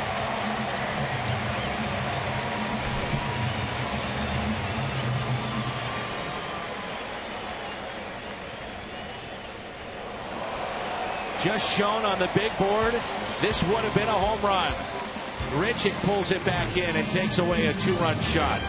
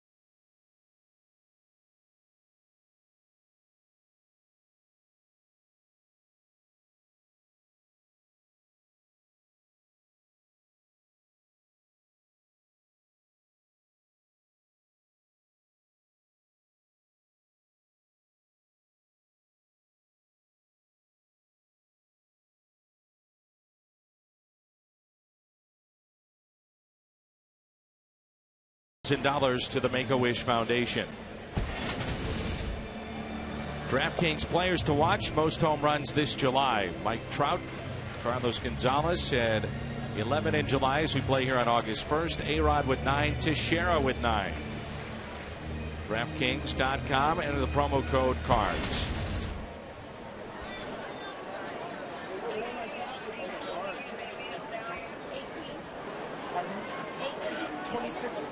Souvenirs, Cracker Jack, popcorn.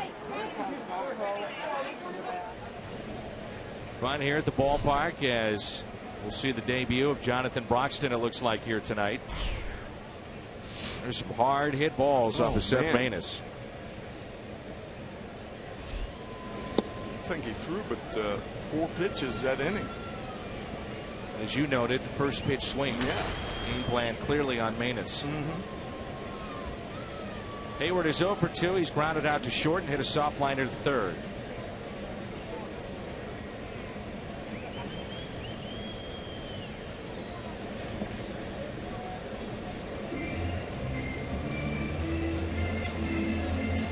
Pitches for De La Rosa. Activity in the bullpen for the Rockies. Betancourt, a right-hander, getting loose.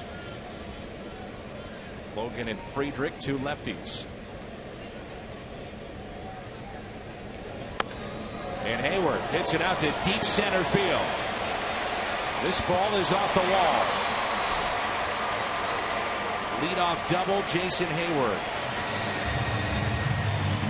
Yeah, with 1 out, Jason may take a chance at third base, but with nobody out, you got to stop at second, particularly when you're trailing by 5. This ball, boy, he put a charge into that one. But a lot of balls hit hard in the last inning.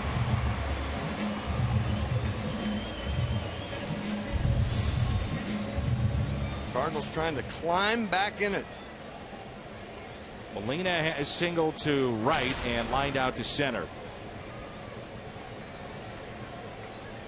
Just the 6th hit tonight for St. Louis.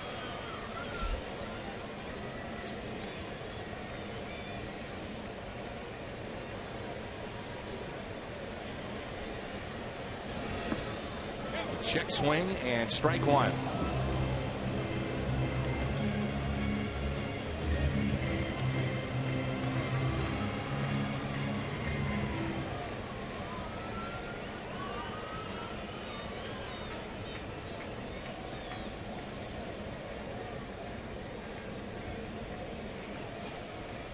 I've always loved that shot.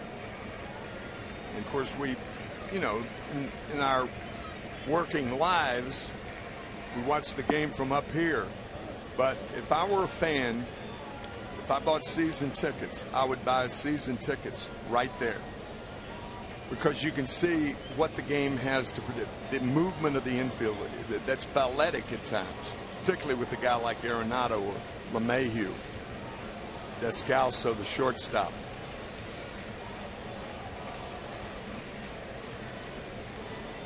I think it's one of the shots that really shows the beauty of the game. With the pitcher, you can still see the mano a mano and the movement of the infielders, the anticipation.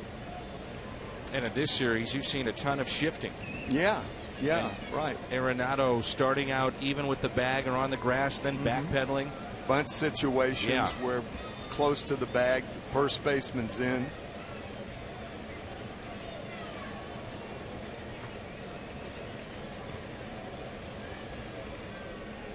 Here's a 1-2.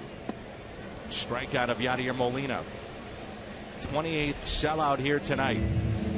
Crowd of 45,216. 4-5-2-1-6. Sellout number 28.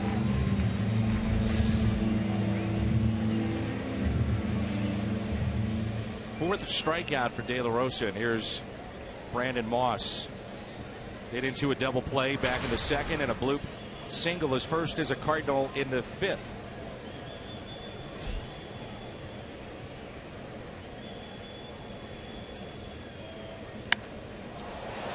Fly ball, left center, Blackman near the wall. Hayward will tag up from second to third.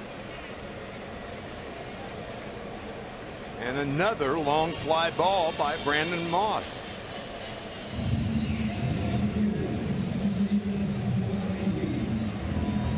Well, it's got to be frustrating right now for him. I would think, yeah. Stephen Piscotty is grounded out to third. And a single to left.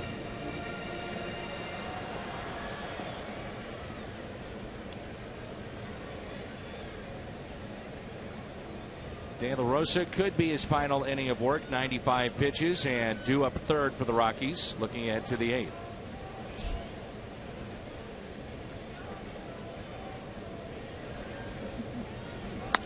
Up the middle.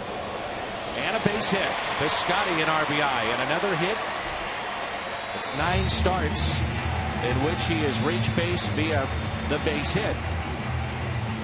As he picks up the RBI, his 5th. 6-2. If you're Walt Weiss, you don't take a chance with the left-hander pitching to Mark Reynolds. I don't think. He agrees.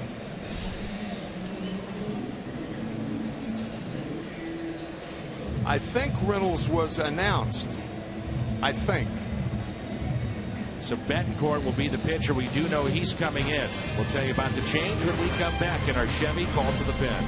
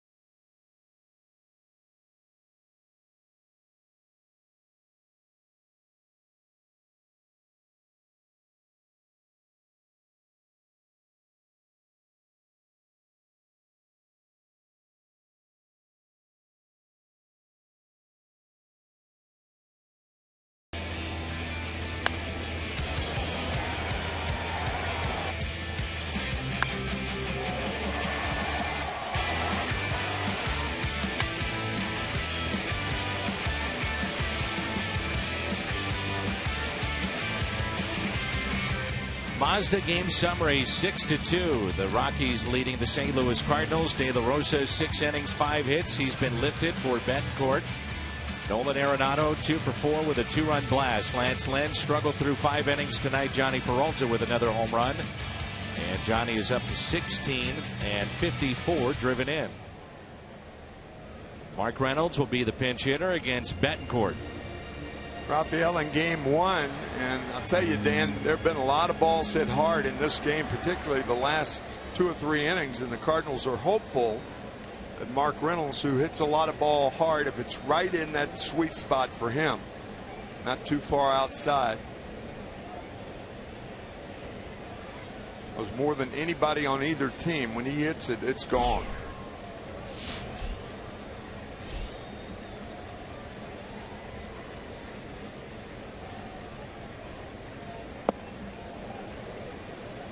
He also does not get cheated, does he? No, he doesn't.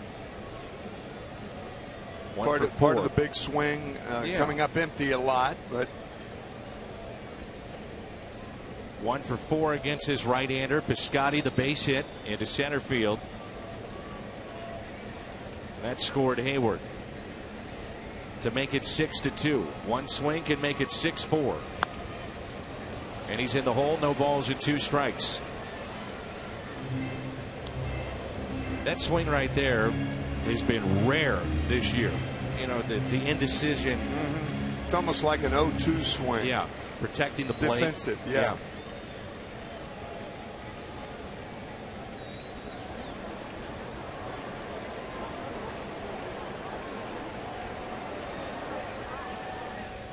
No chance the Rockies come inside the Reynolds. Unless it's a mistake. Fly ball, shallow right center, and there's Blackman. Cardinals pick up a run. We head to the 8th. 6-2 Colorado.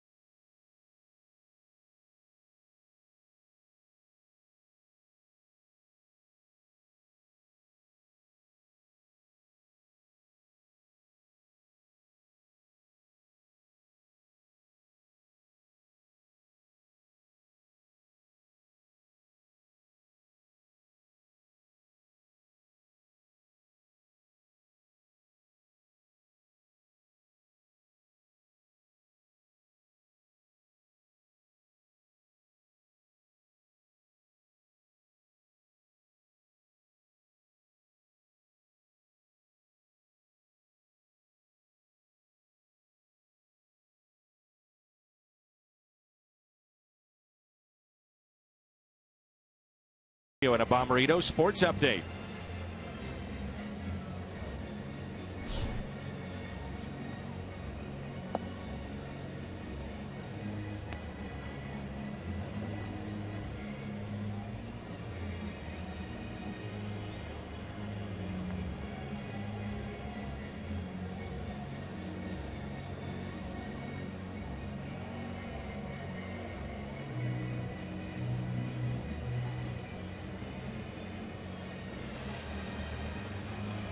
And here is the Cardinal debut of Jonathan Broxton. Our Chevy called to the pen. As Jim mentioned, you see the numbers there. They're not great, obviously. But lately, he's been a lot better. He's last some 10 things days, out. yeah. And the Cardinal scouts zeroing in on right before the trading deadline, because that's the most important part. It followed Broxton, obviously, but encouraged by that. More so lately from Jonathan. He is a big man, I'll tell you that. 6'4", 305.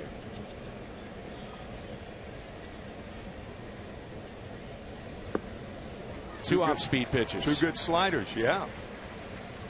He was an all-star with the Dodgers when he was a closer in 2009 and 10.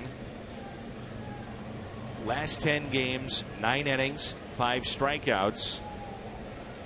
And opponents hitting 167.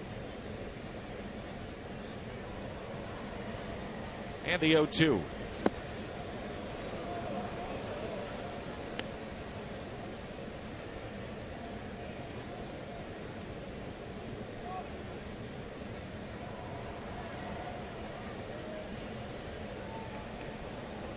One-two pitch.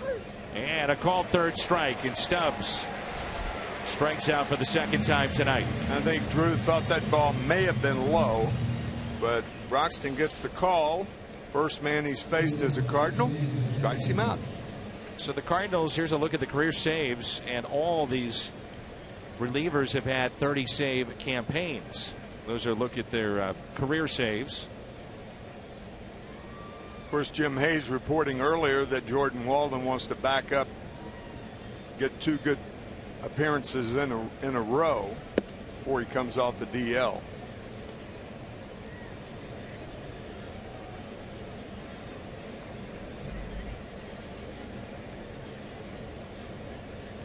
Daniel Descalso at the plate. And the 1-0 pitch. 1 ball, 1 strike. Descalso intentionally passed back in the 4th. Grounded out twice, once into a double play.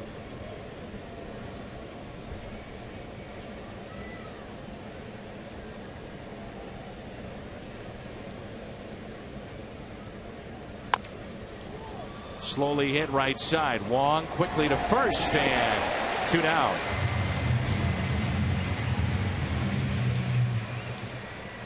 That's a hard play for a first baseman, because Wong, charging the ball, knows that it's going to be a close play. He's got to throw it hard.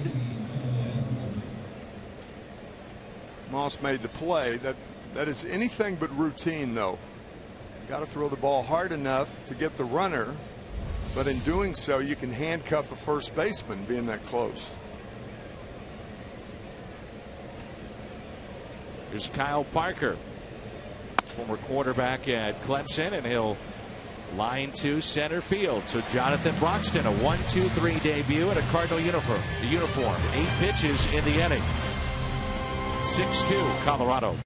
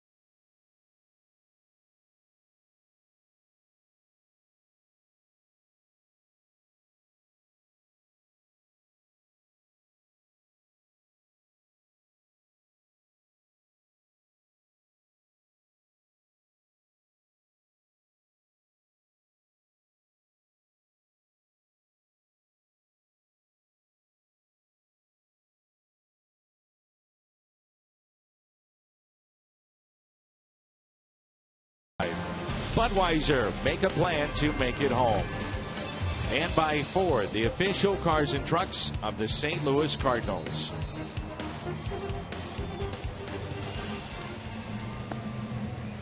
Cardinals have the top of the lineup. So it's Matt Carpenter, Randall Grichuk, Colton Wong. Boone Logan is the new pitcher for the Rockies. And again, this bullpen, 15th in ERA, 15th in hits per 9, second from the bottom in home runs allowed. The list goes on and on. I mean, they have struggled in every facet. So the Cardinals, in essence, have 6 outs to score 4 runs. And it was Matt Carpenter's double in the 9th inning of Game 1 that opened the eyes of the Cardinals, and they eventually won the game. If you're Walt Weiss and you get to a save situation, where do you go? Good point. Very, very good point. Game 1, we saw Axford come in, struggled, blew the save, took a loss. The guy that would have come in was the guy who just left, Rafael Betancourt. And Carpenter hits it out to center field. That drops in for a hit.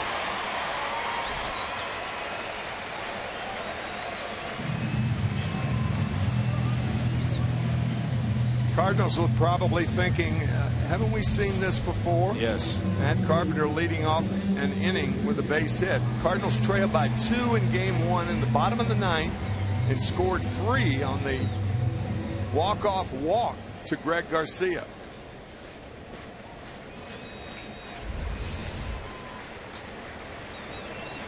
Grichuk 1 for 3, also took a 2-run homer away 2 innings ago, and that's inside. Tommy Kahnle is getting loose. That was a cagey at bat by Carpenter, swinging at the first pitch. Because with the Cardinals being 4 runs down, I think Boone Logan was just trying to throw the fastball right down the pipe to get ahead. And the 1-0 on a play. Randall Grichuk. This was back in the 7th inning with Michael McHenry at the plate, taking a 2-run homer away.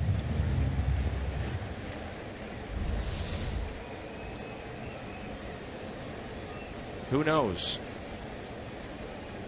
Maybe a huge play in this game before it's all said and done.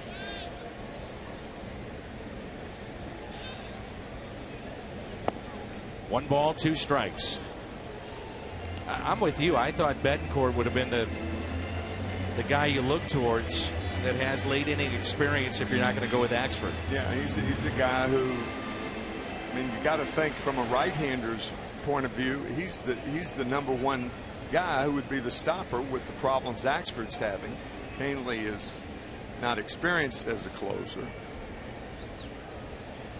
And it's a bullpen that's been worked an awful lot. Axford the last 2 games. Germain threw a ton last night. Justin Miller pitched an inning last night. Tommy Kahnle was in game 1. Christian Friedrich was in 2 games. And Axford too. 2 balls, 2 strikes.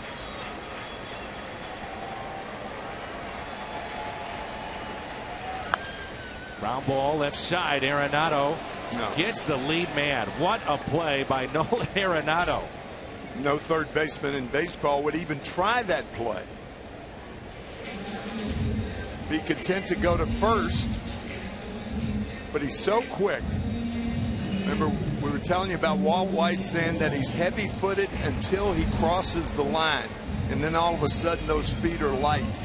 The other thing I've noticed with him, the different arm angles which he throws a baseball. Yeah. For instance, that is such a tough play. If you straighten up too much, you're not going to get the guy at second base. Now, Carpenter's not a fast runner, but nonetheless, you got to make one motion out of it, not 2.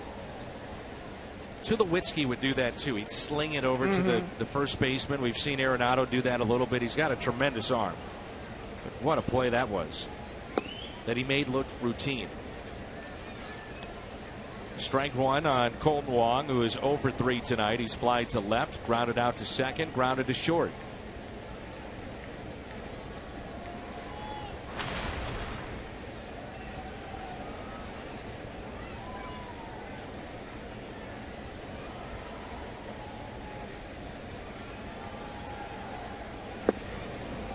Oh, 0-2.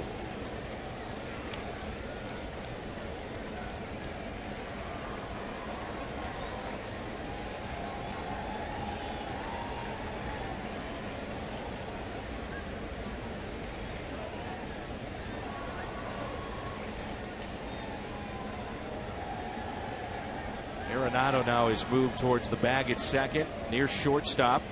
Descalso is near the bag. That's in the dirt, kept in front by McHenry.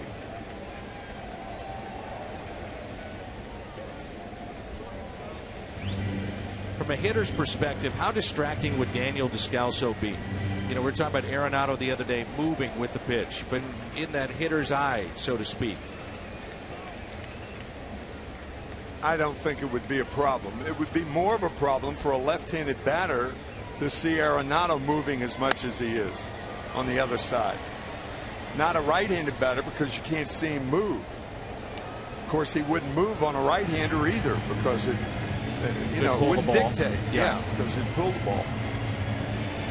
But it's just so foreign. You know, all these guys coming up, little league, high school, college, minor leagues, rarely see the shift like this until now. It's become. And you rarely see the middle open, or the middle closed. All your life. And that's my point. Strikeout of Colt Wong. Balls hit back up the middle or base hits.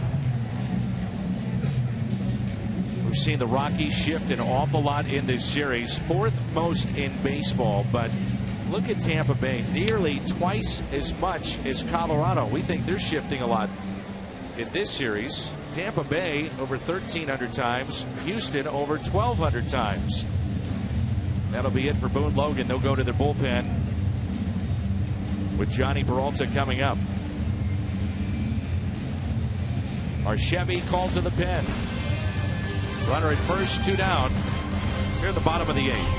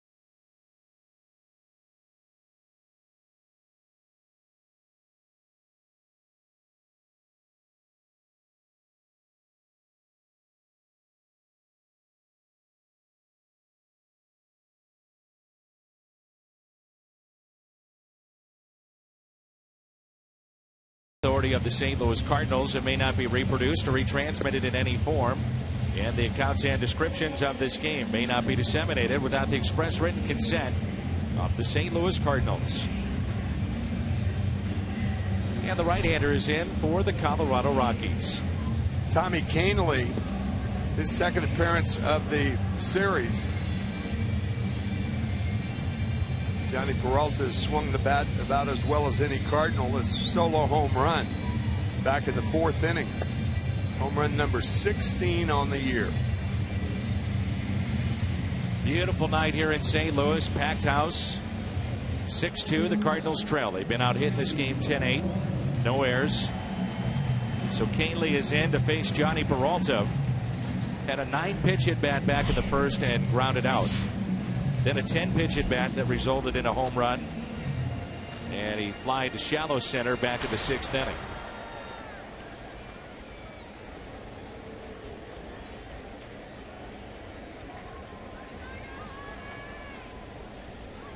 Very short lead at first by Randall Grichuk.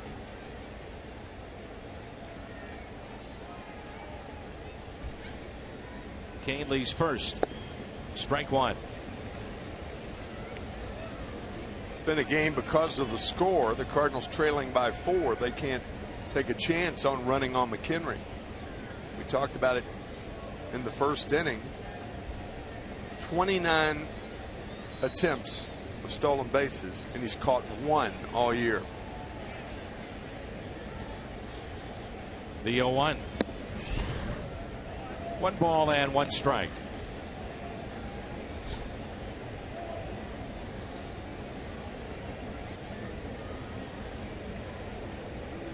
Putting up some pretty big numbers right now with 16 home runs, 54 RBIs for shortstop.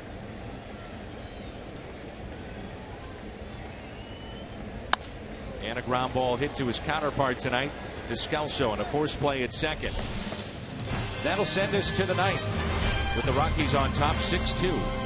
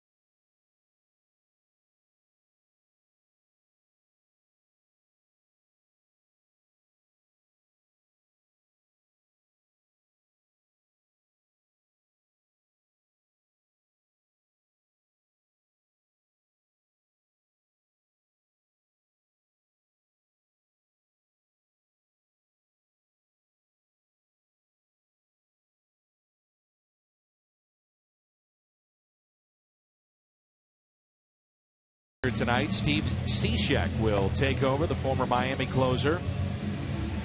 The Cardinals picked up when our Chevy called to the pen. This will be appearance number 35. One thing he definitely does for the Cardinals is that he gives you a different look. A different look, and he's had past success too as a stopper, a late inning reliever, not a guy you'd bring in the 5th or 6th. And Mike Matheny may use him in that capacity, but Did you bring your selfie stick to the I ballpark? did not. Is that what they call that? Yeah. No, I did not. No, I left it in my room. It's funny. I've left mine at home all year.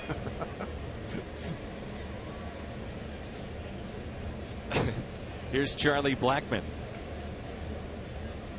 So many gadgets on the market. I mean, my gosh. The guys in the truck were trying to get you in trouble too. What? They showed Fred Bird dancing, and they said there's somebody that would give you a run for your money. It was during a break. It was not live. No.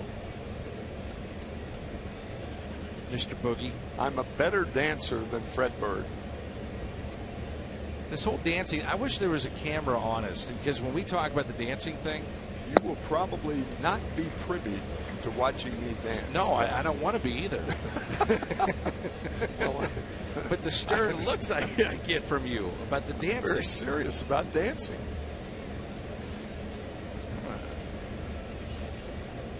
Very healthy for you too.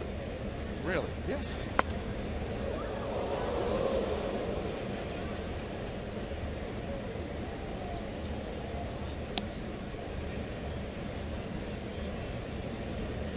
Pulled right over the Cardinals dugout. That's usually a very, very safe area with a left-handed hitter up there. Usually a ball over there on check swings from right-handers. We hope everyone is all right. 2-2. And Blackmon is hit by the pitch.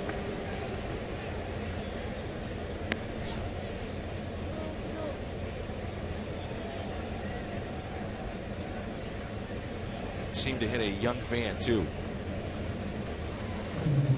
The round of applause for the fan being helped up, and out of the ballpark, and let's hope everything's okay. DJ LeMahieu is grounded out. Hayward took a hit away with a sliding catch in right. He is struck out, and Singleton scored in the 7th.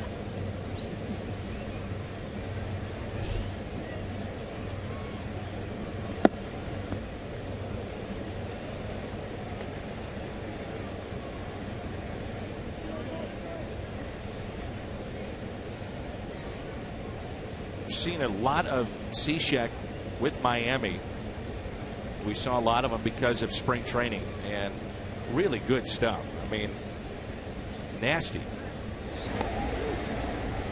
Well, he fell into that problem of successive blown saves, to where I would imagine one of the big reasons Mo made the trade is you hope he forgets something like that, and the best way to forget it is to change uniforms.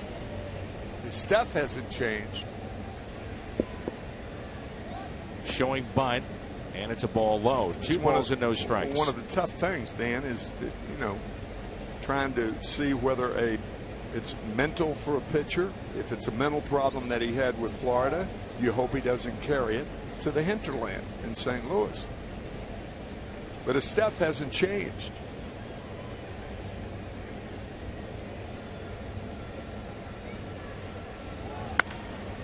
Base hit into right field.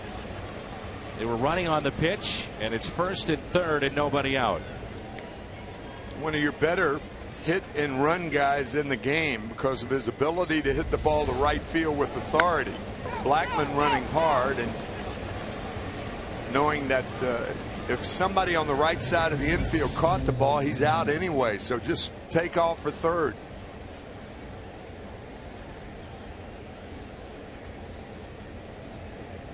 Asking for trouble now. Here's Carlos Gonzalez with Arenado on deck.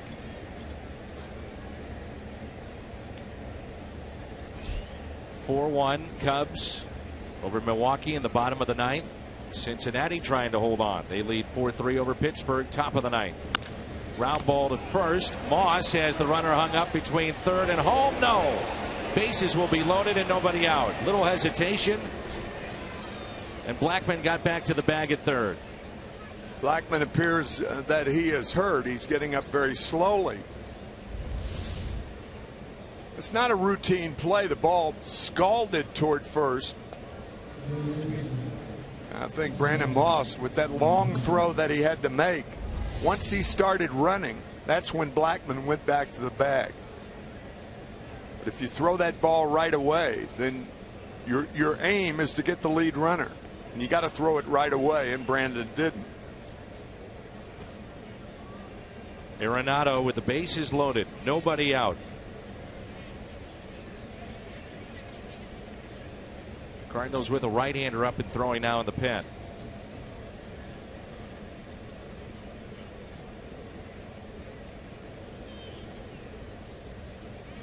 No error given on that play, but really it is an error, because you've got to, when you have a player almost halfway, I'd say more than a 1/3 at least, you got to get him.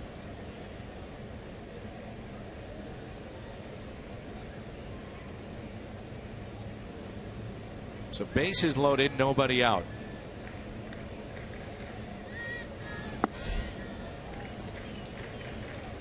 Ben Paulson on deck. That right-hander in the Cardinals' pen is Villanueva. Nobody throwing in the Rockies' pen. 1 ball, 1 strike.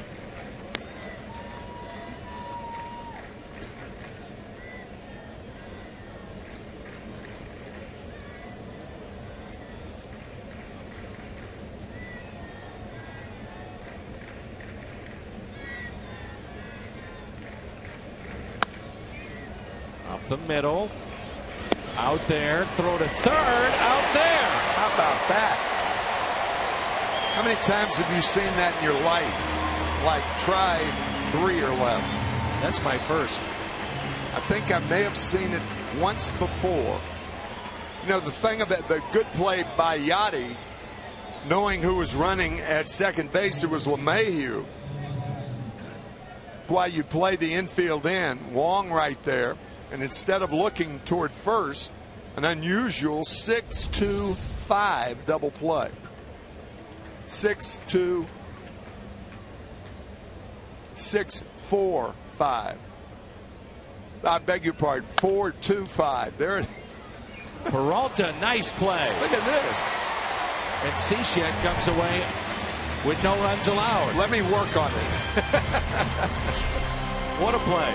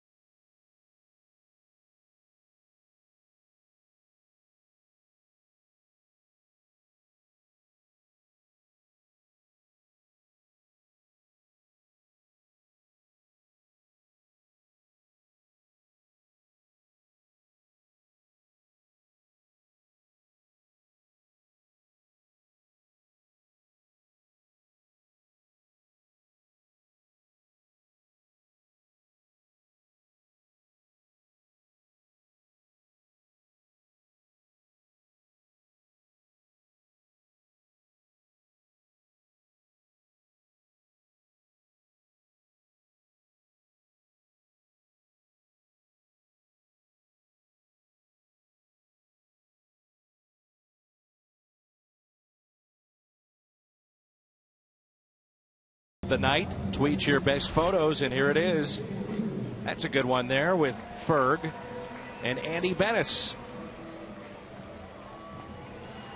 Thinking about the 4-2-5 double play. We got that 4-2-5, right. But so many things and moving parts with that. But let's talk about a couple of things. One, LeMahieu had to freeze, thinking it may be caught, so that allowed him, Molina, then to make the play to third. But you were talking about his positioning and where he was with the throw and how to make that throw. Yachty moved inside the line. Watch the play with Wong, who comes home. You can see LeMahieu. It's a quasi-line drive, but Yachty saw that. So Molina moves inside the line so he doesn't have the runner as the impediment. The reason I know about that play is it happened to me once in Houston in the Astrodome.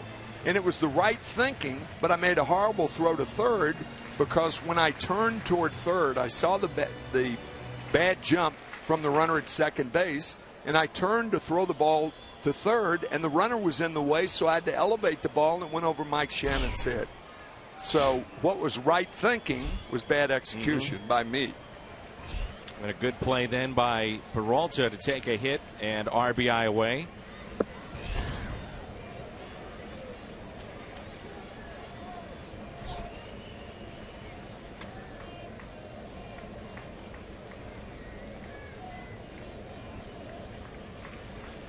Here's an 0-1 pitch to Jason Hayward.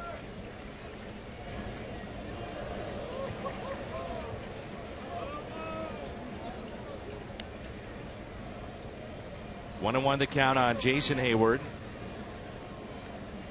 who doubled off the wall in right center back in the 7th inning. 1 for 3 tonight.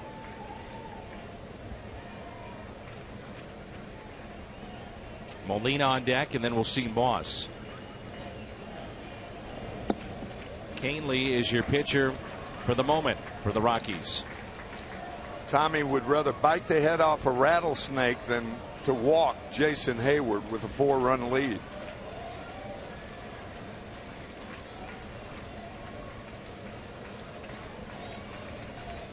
The 2-1. 2-2.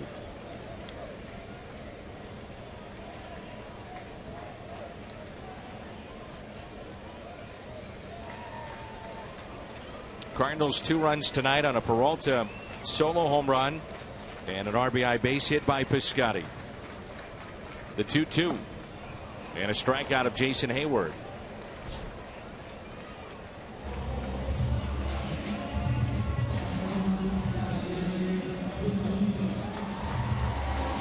Now final, the Reds hold on against the Pirates 4-3.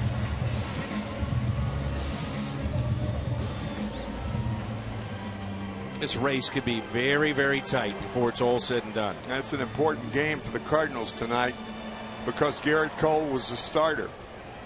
See those numbers, one of the finest pitchers in the major leagues.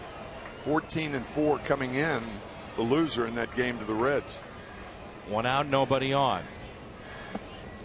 The Cardinals still have 20 games remaining with Cincinnati and Milwaukee, two teams that have now gotten rid of key players. So 10 with Cincinnati, 10 with Milwaukee. That could be big before it's all said and done. Bad.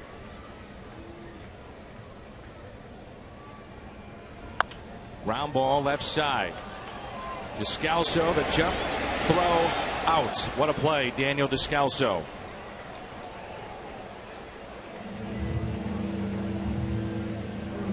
Let's turn to our Budweiser player of the game, Nolan Arenado. 2 for 5 with a 2-run homer, single 2-run scored.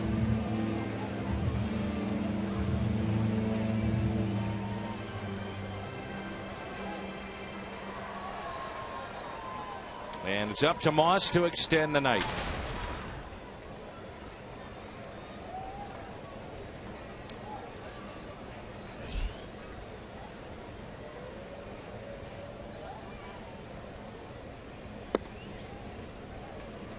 Brandon, a bloop single to left for his first Cardinal hit. That was back in the 5th inning.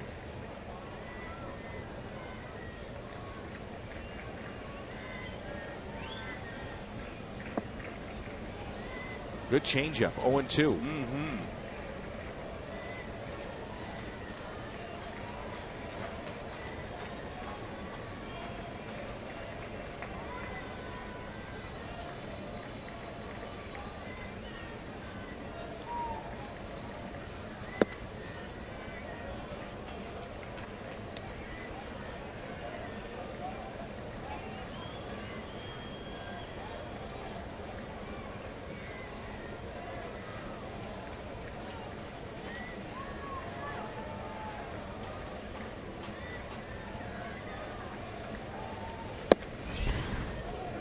Two and two.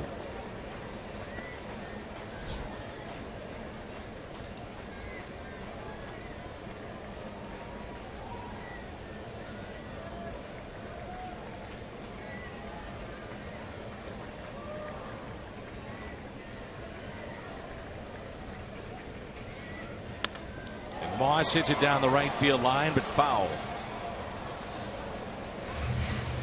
I will say this, the ball comes off his bat a big way. I mean, we've talked about that, you know, about the uppercut swing, and clearly batting only .217, but he does have power. And the Cards hope that he can package it into 8 to 10 home runs maybe in the last 2 months. The 2-2 and a ground ball. This should do it. The Rockies take game 3 of this 4-game series. The final of 6-2. Arenado, big night. De La Rosa was tough on the Cardinals. And we're back at it again tomorrow afternoon.